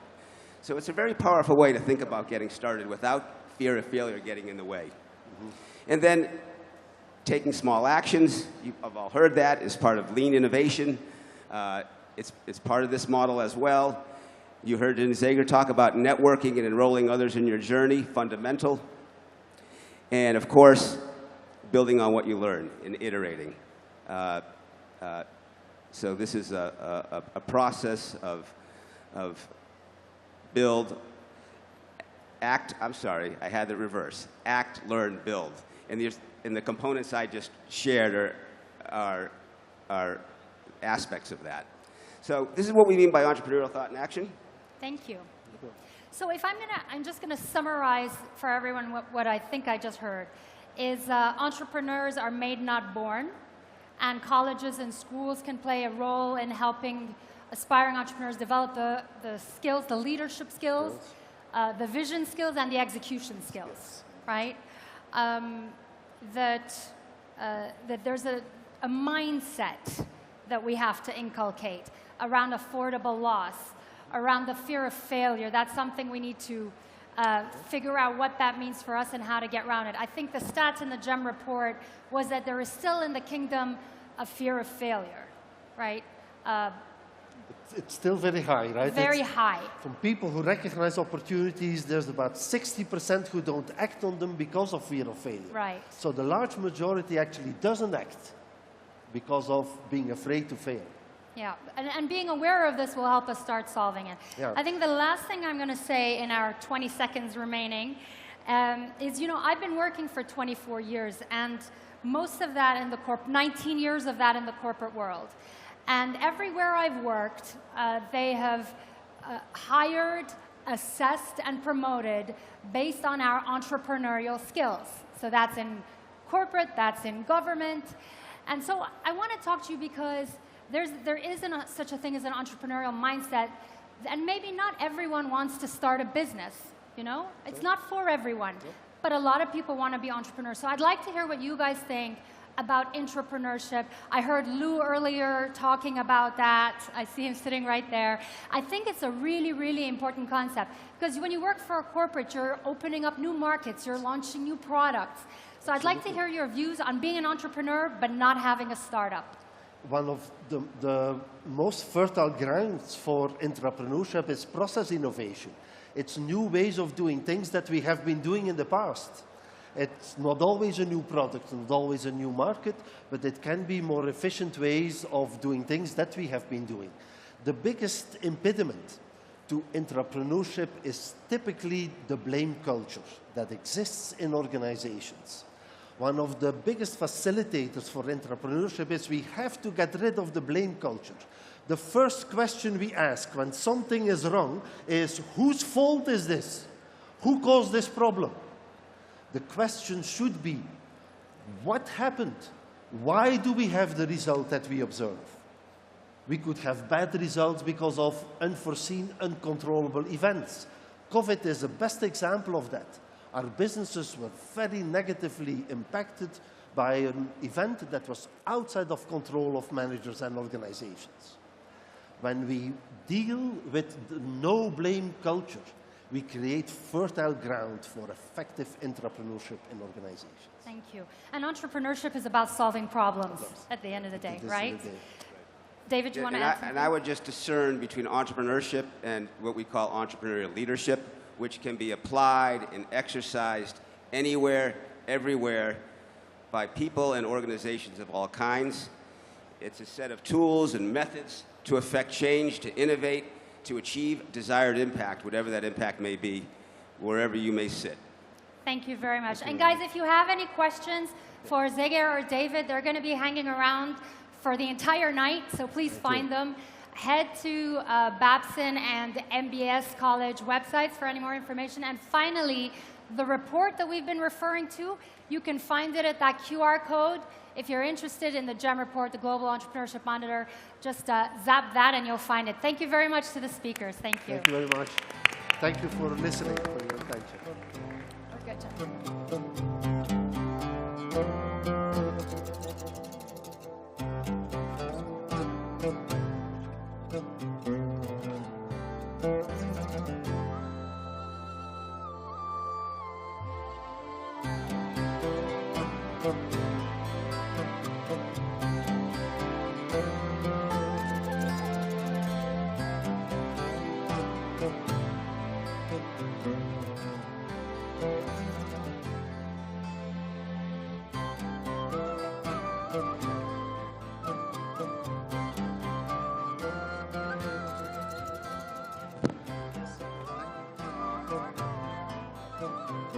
What a lovely session that was, and really well moderated by Rana. Thank you so much, Rana, for a great session.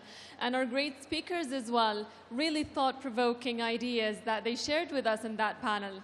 And now, with all the entrepreneurship talking, let's introduce and welcome on stage our next entrepreneur, who is the co-founder of Nuqudlet, Yara Ghoth. Please join me on stage, Yara.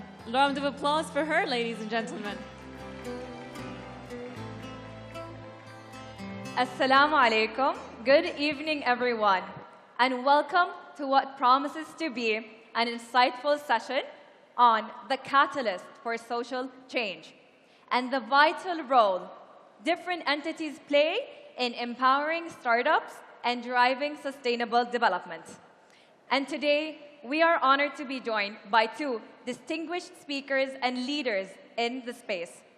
His Royal Highness, Prince Khalid bin Al-Walid bin Talal Al Saud, founder and CEO of KBW and Board of Directors, member for Al-Walid Philanthropies.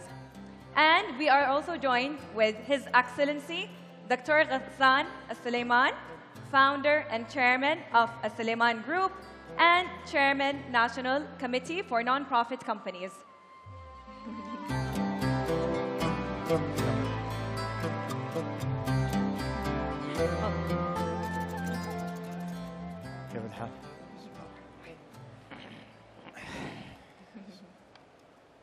Thank you both for being here with us today. Thank you. I'm super excited for this really, important topic about social entrepreneurship.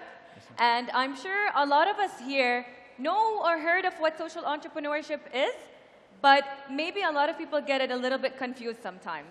So I'd love to start it off with Prince Khalid. Yes, if you can tell us what is, and if you can explain to the audience, what is social entrepreneurship and why is it important? Sure. Oshé, Bismillah, Alhamdulillah, Salatu Salam ala Rasulullah. Thank you very much for having me. It's an absolute pleasure and an honor sharing the stage with yourself, Allah, sir. I definitely feel humbled. So Oshé, from our standpoint, impact investment is really a part of philanthropy, but really impacts philanthropy a little more. So what does that mean? If you think about impact investing, it really complements philanthropy on many stages. One of them is having a financial return definitely attracts a lot more capital to being deployed. Now, obviously, there are places for philanthropy, but impact investment specifically really captures a lot of venture capital's interest right now, especially these days, and in different ways. For example, sustainability and climate tech. That's really one of the main drivers for impact investment. Health tech, fintech, and food tech, which is obviously a big part of what we do at KBW Ventures. But even more importantly, as a board member in Al-Walid Philanthropy, our investment, for example, in Breakthrough Energy Ventures, which is really the impact investment arm and venture capital arm of Bill Gates, and as well as obviously other very renowned business leaders and businessmen around the world. This venture capital fund really drives a lot of the technologies that are really having to be lacking funding in terms of venture capital in the traditional sense, not the impact investment sense. Yeah, excellent Yes, points. Yes, Your Excellency, what is social entrepreneurship from your vast experience and why is it important? Well, just to add to what His Royal Highness mentioned, so there is sort of ambiguity here on social entrepreneurship because some people's understanding is that all non-profit work is social entrepreneurship, and this is not really a correct understanding. So we're putting it beyond its real context. So I would say there are three criteria to be able to belong to the social entrepreneurship world. One, there has to be a social cause. But a social cause is something that all non-profits adopt. But the second and third criteria is what differentiates social entrepreneurship. So the second criteria is there has to be entrepreneurship activity.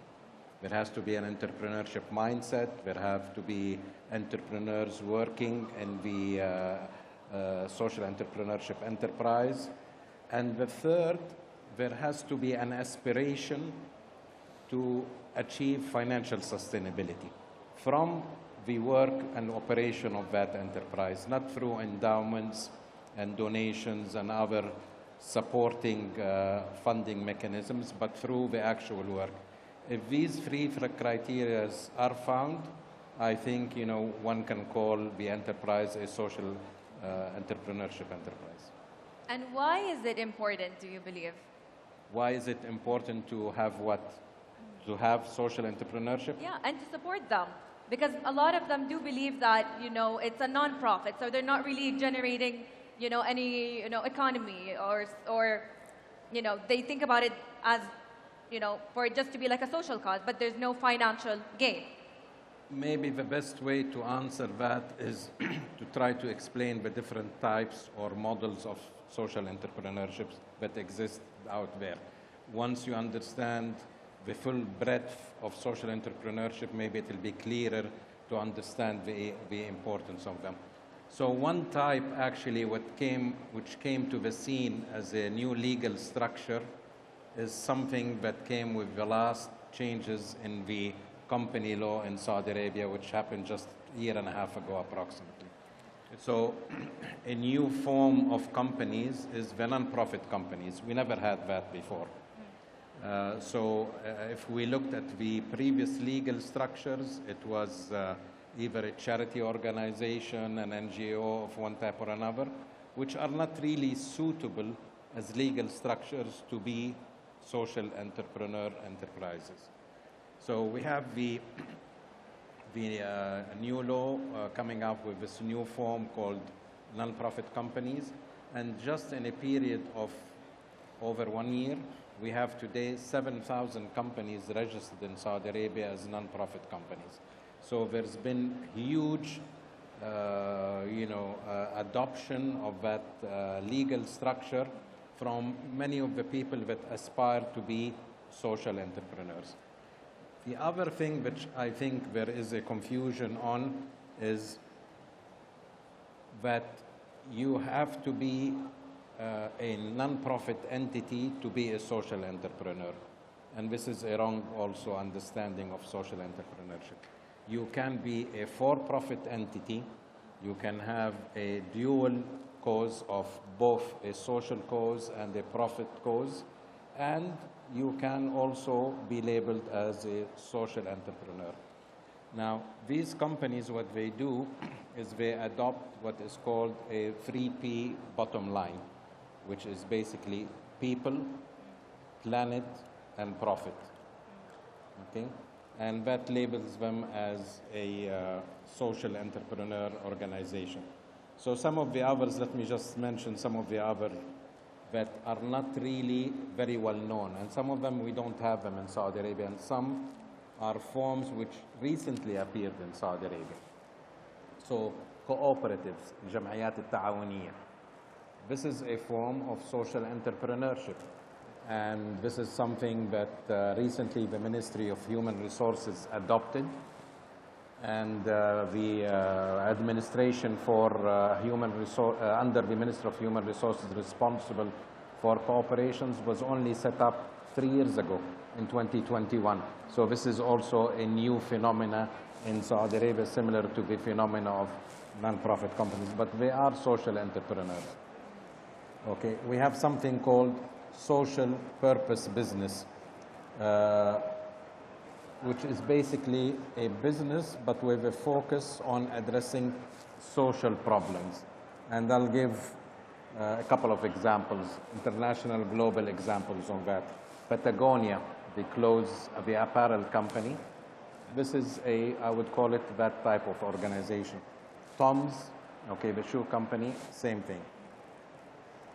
Then you have what is called a social firm, and these are enterprises that are created to employ the disfranchised people. For example, there is one, I forgot the name, it employs people with autism. Another company. It's called The Big Issue, employs homeless people.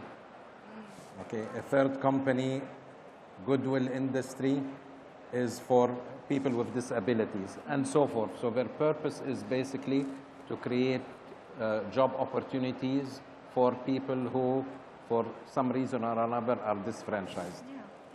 Excellent examples. Yeah, those are really great ones. Prince Khalid, from the perspective of Al Walid Philanthropies, how does impact investment fit into the philanthropic umbrella? And can you explain to our guests some of the ways investments works with startups? And also, you can give us some examples of some of the impact investments that you have made. Sure. Just a quick recap, a few points that I wanted to make regarding integrating social and environmental impact into your investment thesis. You know, adding the purpose-driven elements to your business plan was not only going to make your business plan more resilient, but it'll also attract other forms of capital from different pools of people. So definitely expanding that will be super important. And I think this is why, for example, Breakthrough Energy Ventures, during Fund 1, for example, Al Walid Philanthropy committed about $50 million to that fund. And they think, if I'm not mistaken, it was deployed into more than 80 to 100 companies. Oh, wow. But most of these companies are moonshot ideas, if you will. Yeah. So there's a lot of health tech involved. There's a lot of food tech involved. With the food tech is specifically for food resilience, for managing waste, for food sustainability. So there are many aspects that they invested in this specific criteria that highlights impact investing, that really shines light on how important impact investing is. Now, obviously, in certain cases, you know, in urgent times, in crucial times, and sudden times, for example, philanthropy plays its role. But for the overall scheme of things, impact investment covers the grand idea of companies that really cover the aspects of climate, of food, of healthcare, and food tech. For example, a few companies that we invested in, and I don't want to forget anyone, but we have Kuweski. So it provides quick loans, buy now, pay later programs for the unbanked community in Mexico, for example. It's one of the leading companies right now, and we're obviously talking to them about bringing them here into the Middle East. Why is this important? You know, enhances financial resilience, participation in the digital economy for a largely cash-based population. Queso, a Saudi company actually, or Caso, if you will, a Saudi-based platform for food supply management. They reduce food waste through AI-driven demand forecasting. Why is this important? Obviously, for a lot of the COP28 climate goals, we have to align with those. We have food sustainability issues in the Middle East in general, in the world specifically, but sorry, in the world in general, but specifically in the Middle East, which is our main focus. Noor Nation, a wonderful Egyptian company that was in a competition recently that I was judging in. I don't believe they won. I'm not sure who won, actually. But at the end of the day, we ended up investing in this company. And it's a solar-powered water and energy solution for rural farmers in Africa. So why is this important? You know, it expands access through renewable energy and sustainable water services for the underserved rural areas in Africa. Those are really important startups for VCs to look at. Do you think there's a lot of VCs focusing really on impact here in Saudi? No. No. That's the reality of it. I think we were the only ones to really focus on impact investing way back in 2017, 2016, when we made certain investments in one of our leading companies. Actually, our CEO is actually sitting right over there, Lou. So we invested in one specific company that deals with food security. And in fact, we grow fish flesh, basically, so fish muscles, through extracting cells out of live fish. Wow. Now, the obvious benefit of this is that, one, is sustainable. Two, you don't have any of the environmental degradation that you get from mercury poisoning, from microplastics and whatnot. It's grown year long, and there are no issues with overfishing because it's literally one cell. Practically, it can be grown indefinitely. So that creates a big, covers a big void in terms of food security here in the region, for example. That's a really great example. And maybe what would one key message you would give VCs to like start looking at impact investing? I mean, really focus on issues that are prevalent in these times. So climate is a really important issue, obviously. Environmental issues are really important issues that we want to focus on. And we'd love to see more entrepreneurs focus on these issues and help mitigate the effects of the negative effects of climate related activities around the world. Yeah, I think that's a really important point. Yeah, thank you for saying that. Your Excellency, you mentioned a lot about private sector. What role does private sector play when it comes to social entrepreneurship and really social impact? Well, His Excellency, His Royal Highness, mentioned the funding part, which is a very, very important part. But I think there's another dimension that maybe many of us, including myself, I would say, we are not giving it enough emphasis, which is the in-kind contribution that the private sector can offer startups, be it they're social entrepreneurs or non-social entrepreneurs. So a recent study done in the USA on startups found that 48.1% of all startups, they were raised in family businesses. So entrepreneurship and the commercial mindset, they learned it from having discussions around the dinner table and so forth. They lived through that. And as was mentioned in the session previous to us, you can also learn that, not coming from that background. But having nearly 50% of the people absorb the commercial mindset and the entrepreneurship mindset from, their youth as part of a family business, this is one very important element. The other element is the coaching and mentoring. The best mentors and coaches for entrepreneurs are the entrepreneurs that have gone through the journey before them. So they know the challenges, they know the opportunities, and they offer the best coaching and mentoring. The accelerators, if we look at the accelerators and incubators, especially accelerators. So incubators, the academic sector is very involved in that. But the accelerators, predominantly, they are managed by private sector. The participation on the boards of these startups, it's private sector individuals who are actually the dominant element in the boards of these companies. So the list goes on and on. I don't want to really prolong that, but the contribution of the private sector is huge, and the in-kind contribution is substantially more than the financial contribution, which is also an important element.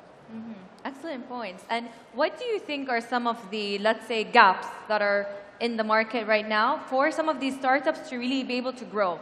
And I think this question is for both of you to give your perspectives on this. No, relax. I think the biggest opportunity are two.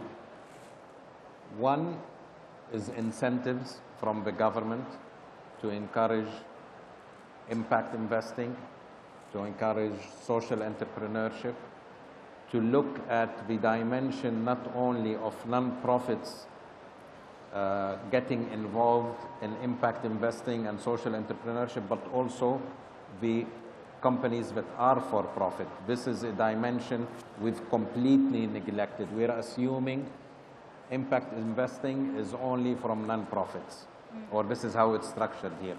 The opportunity is to get more for-profit companies involved in impact investing, and one of the key ways to incentivize that is through taxes, tax breaks, and so forth. This is how they do it in many Western countries. So it's not like we're inventing something new. there are lessons that we can learn from, the countries that have done this before.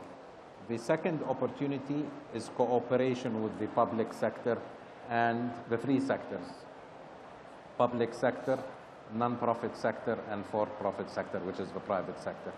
I think there is room for substantially more collaboration, and I'll give a few examples.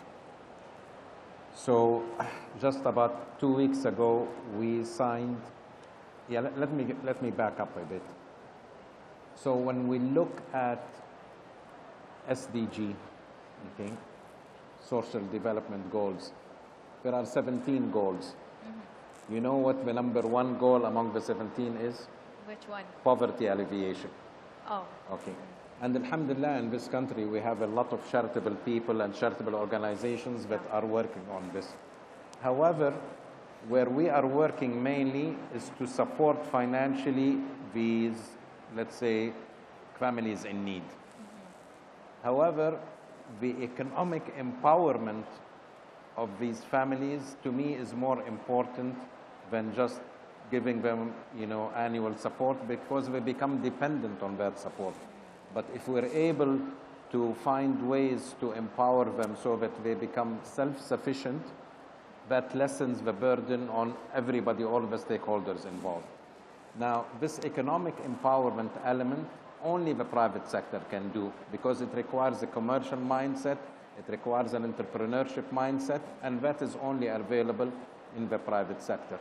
So cooperation among these three groups, public sector, private sector, and non-profit, each playing in a zone that complements the other, is very important. So 2 weeks ago, we signed with the Ministry for Human Resources to set up the first cooperative in Saudi Arabia directed towards economic empowerment. It's the first of its kind in Saudi Arabia. And inshallah, we will be working with food home businesses, الأسر المنتجة في مجال الطعام. Okay? Wow. To try to develop them, empower them, and move forward in that space.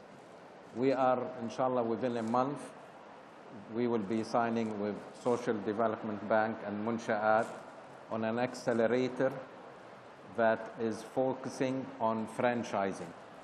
And this will be the first accelerator of its kind in the Middle East. So this kind of cooperation, we could not have done it on our own. The non-profit could not have done it on their own. It required cooperation with the three sectors to get involved so that we can deliver on this. And there are many other examples, but I'll stop here. So. That's amazing. Thank you for sharing that. Prince Khalid, what do you believe are the gaps that startups are facing here in the Middle East, specifically Saudi, that hindering them from growing as social startups? I honestly don't look. If it's a good idea, it's going to get funding. You can call it social impact investing. You can call it social investing. You can wrap it up in a bow and call it whatever you want. It doesn't matter. If it's a good idea, it'll get funding. But more importantly, if it's a good idea run by good management and has good momentum, it's going to get funding. There are a lot of elements that have to play together for a company to really succeed here. However, businesses are always going to run into a huge issue when it comes to growth stage here. We focused on that. We focused on the early stages from seed to Series A and B. But being here for all my life, really, but really focusing on venture capital, we've really identified that growth stage has really lacked significantly here. Okay. And this has nothing. I'm sorry, I might be deviating a little bit from your question, but the honest answer to your question is, the gaps are within the idea behind this impact concept that you're trying to sell to investors. Yeah. If the idea is sound, if the management team is sound, if you have good pedigree of founders and staff with you, then those are recipes for success. In the Middle East, you're not going to have a lack of family members, grandmothers, uncles, aunts, mothers and fathers who are going to fund their kids' ideas. But what you're going to have to do is that you're going to have to grow up and actually talk to a venture capital firm who's going to shred you up a little bit and definitely tell you that your idea is good, your idea is bad, and that's really what our job is. But the problem is after that stage of how do you grow? So many entrepreneurs here focus on growing regionally. That's not what we're interested in. As investors, we're interested in how are you going to grow this internationally.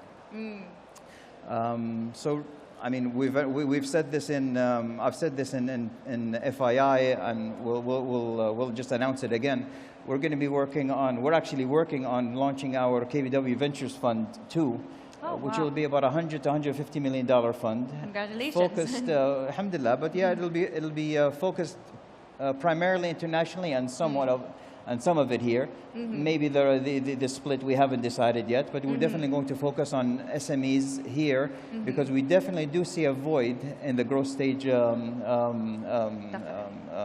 companies. Yeah. And we would love to fulfill that with the right partners and the right LPs. Definitely. There definitely is a gap here when it comes to funding. So I think that would, work really well here. There's a lot of startups as well.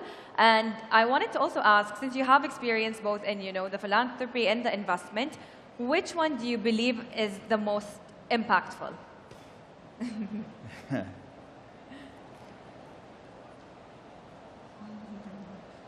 Every one of those funding sources has its own purpose.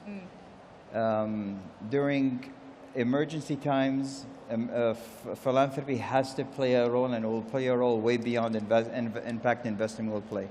But impact investment complements, I believe, complements philanthropy when it comes to having a having an end goal that's financially driven. And I think this is what attracts people the most. It's very true, like His Excellency said, that incentives play a big role. So, for example, internationally, the more you give philanthropically, the more tax breaks you get. Now, that's not necessarily a negative thing. At the end of the day, it's going to philanthropy. Whether the reasons are, it means nothing, as long as the money is going to in philanthropic efforts. But they both complement each other. Great. Right. Thank you. And to wrap up today's session, what advice can you share to any entrepreneur sitting here that wishes to have a social entrepreneurship venture? What one advice would you give them? You're total. Excellent. So 2 advices I would give. One, it's much more self-fulfilling to be able to have initiatives and investments that impact positively your profitability, but it's also more enriching and more impactful in terms of your esteem and your recognition if you're able to achieve both an impact on your profitability and an impact on your community. So the concept of 3P bottom line is something that we all need to hopefully quickly adopt. Let's benefit ourselves, and let's also benefit our community and our environment. And this is something that is very much enriched in our religion and, in our historical traditions. 100%. The second advice I give, I see a lot of entrepreneurs or would-be entrepreneurs, they're afraid of failure. And I keep repeating this in every session that I participate on pertaining to entrepreneurship. Failure is part of the journey to success. You cannot have success if you don't pass through many, instances of failure. And I don't know about His Royal Highness, but I know some VCs, when they come and invest, many times they prefer to invest with somebody who's already tasted failure rather than somebody who has not tasted failure. So don't be afraid of failing. It's part of your journey towards success. I'll have to echo what His Excellency said. So I'm going to say something a little less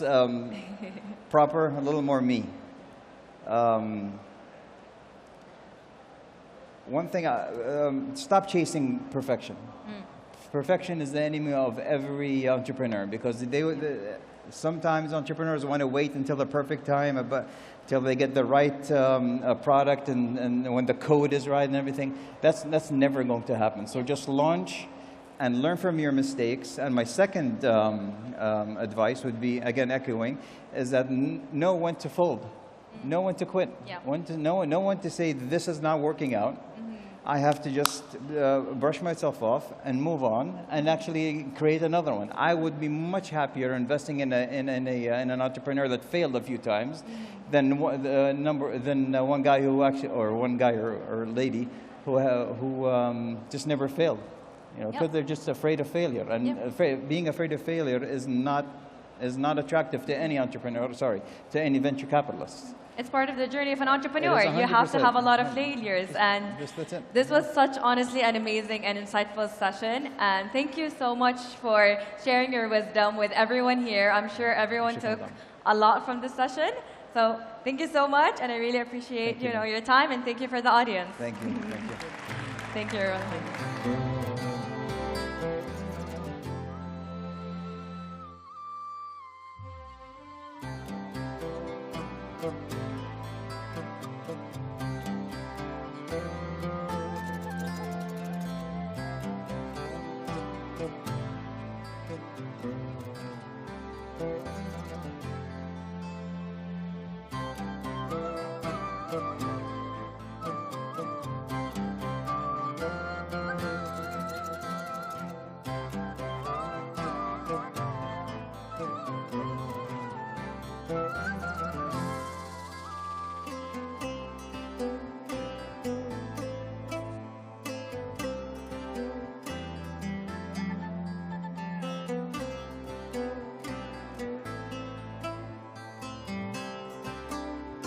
Wow, wow, wow. Ladies and gentlemen, what was that conversation all about? Late at night, we're talking about impact, profit, and purpose. I think that deserves another round of applause for His Royal Highness, for His Excellency, for the commitment to profit and purpose. And as we see the fans gathering here, I think we're all excited by what he had to say on the power of dreaming big, the power of not being afraid of failure and never letting perfection being the enemy of the good. And now, to bring us all home here, the final presentation will be Dr. Jamil Al-Bagawi, the Senior Vice President for National Champions of Aramco, the power of partnerships. Without further ado, over to you, sir. Bismillah ar-Rahman ar-Rahim. Thank you for the introduction. Your Highnesses, Your Excellencies, ladies and gentlemen, Assalamu alaikum wa rahmatullahi wa barakatuh. On behalf of Saudi Aramco, it's really my great pleasure to be here today and share with you a few slides on our efforts in Saudi Aramco, how we support the localization and entrepreneurs.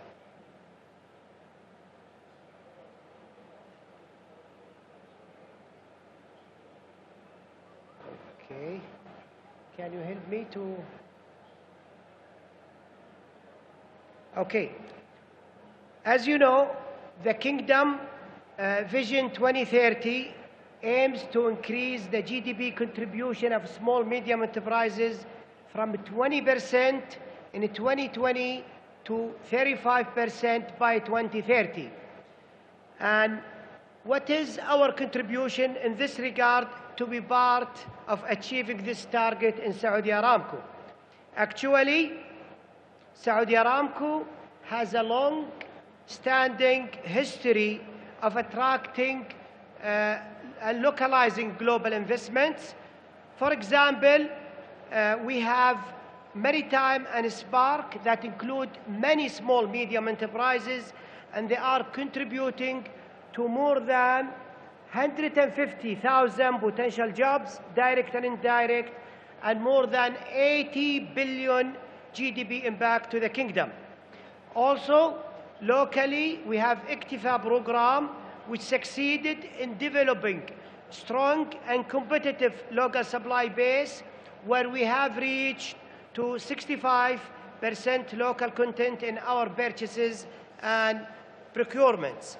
As an extension of these efforts, in 2021, actually end of 2021, Saudi Aramco has created a new organization called National Champions as a unique program to support localization and enablement in sectors outside our primary oil and gas work, and the intent is to support job creation and positive GDP impact. Actually, Aramco National Champions include 4 programs across the venture life cycle, with 4 strategic focus in industry, manufacture, digital, and sustainability. 3 of these programs, since we are talking about small, medium enterprises, 3 of these programs focusing on SMEs ecosystem. First is the Innovation and Product Development Center, which is, we call it Lab 7. It's a venture builder to enable entrepreneurs to create a startup. So it helps entrepreneurs to convert ideas to a startup. This is Lab 7. The second program is Wa'ad Venture. It's a venture capital fund that invests in a startup and help them to grow. The third program is Talid, which aims to establish, grow, and sustain small and medium-sized enterprises in the kingdom. Next, our fourth program, which is Nama'at, a powerful engine to create a localization of large company. So we have 3 programs focusing in small, medium enterprises, and we have big program, which is Nama'at, which focuses in large localization opportunity. The question is, what did we do so far? Actually, for the last 3 years, we successfully established more than 40 companies, created more than 64,000 potential direct and indirect jobs, and completed investments with $15 billion GDP impact. Let me provide a brief highlight about each of these programs. Starting with Nama'at, our industrial investment program. The program successfully established 31 companies, and actually these are the companies that are currently operational with their management and board and production, and there are many in advanced stages of development.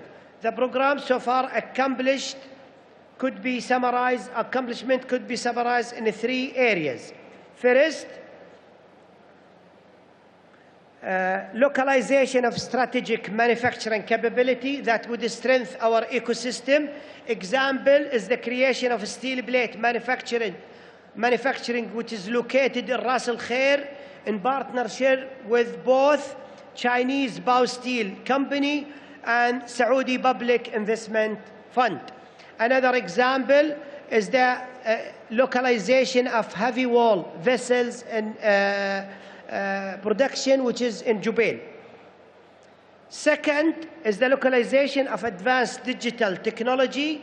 This includes the establishment of Aramco Digital Company and the localization of first integrated unified communication company in partnership with Zoom. Third is driving project implementation efficiency, in which our Nama'at program efforts have resulted in creating a new company which is called ASMO. ASMO company is considered the first integrated company for industrial supply chain services in the Middle East and North Africa. The second program is Talid, which is focusing in small, medium enterprises. We succeeded in localizing 9 businesses. Examples include manufacturing of furnaces, electric motors, polymer concrete, and others. Additionally, Talid created more than 40 investment opportunity in downstream conversion industry related to Saudi Aramco affiliates. In parallel, our Talid program provided and started several programs to support SMEs, such as Operational Excellence Program,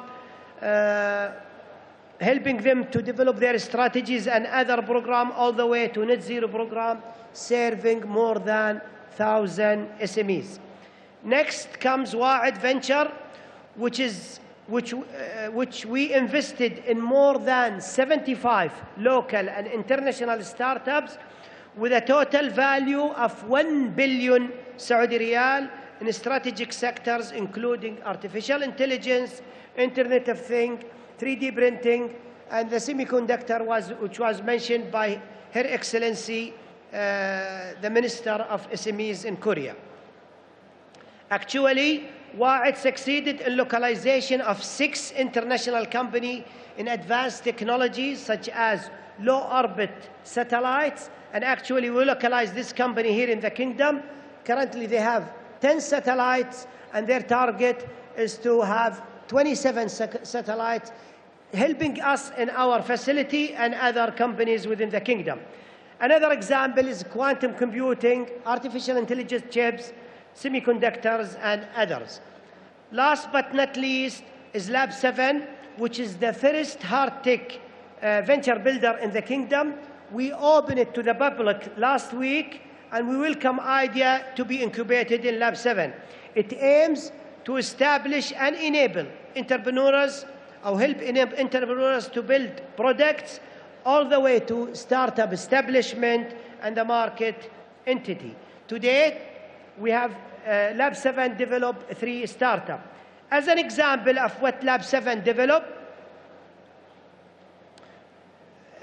we developed a startup which is called self-cleaning solar panel, which is a water-free technology for cleaning solar panels with a cleaning efficiency of up to 95% with no use of water. So this technology enabled to clean the solar cell with no use of water and reach the cleaning efficiency of 95.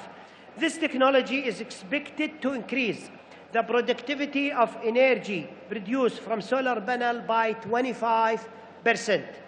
Another startup is the building code compliance checker, an artificial intelligence solution to ensure complying with local and international engineering standards. So in artificial way, this solution would help you, if you have an engineering design, to check how this design comply with the international standards and local standards and code. Ladies and gentlemen, we will continue our localization effort in Saudi Aramco in line with the Kingdom Vision 2030 by increasing the contribution of small medium enterprises to the Kingdom's GDP. Let me conclude by extending my sincere thanks and appreciation to the organizers and to all participants, and I wish you the best. Thank you. Assalamu alaikum wa rahmatullahi wa barakatuh.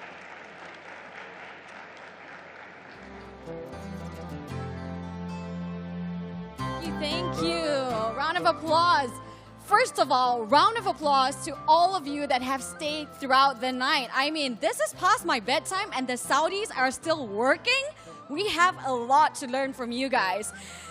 To wrap up, what a day we've had already. We started, from Zach Cass challenging us about the power of AI, the negative spaces that we're not thinking about, the kind of questions that we should be thinking about as we're progressing, and that includes the potential for happiness through AI, to cultivating tomorrow's entrepreneurs, starting with what Zach had said about, education is no longer about knowing the most things, right? But really understanding how to adapt and how adaptability is really important as we progress. And that is really the future of tomorrow's entrepreneurs, all of you.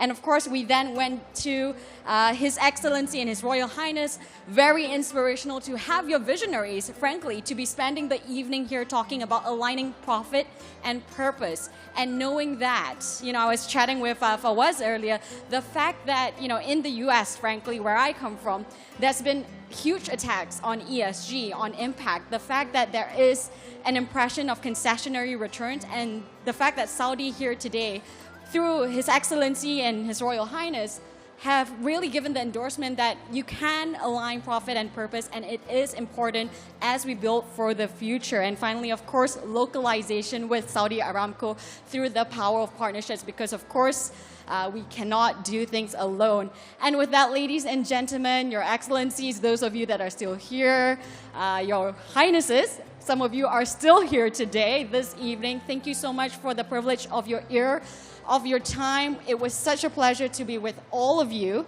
and we can't wait to learn more together with you tomorrow. So be sure to be back here. Biban 2024 awaits you as we unlock more opportunities for Saudi and beyond. My name is Sarah Chen Spellings from Washington, D.C., signing off. Good night. Thank you.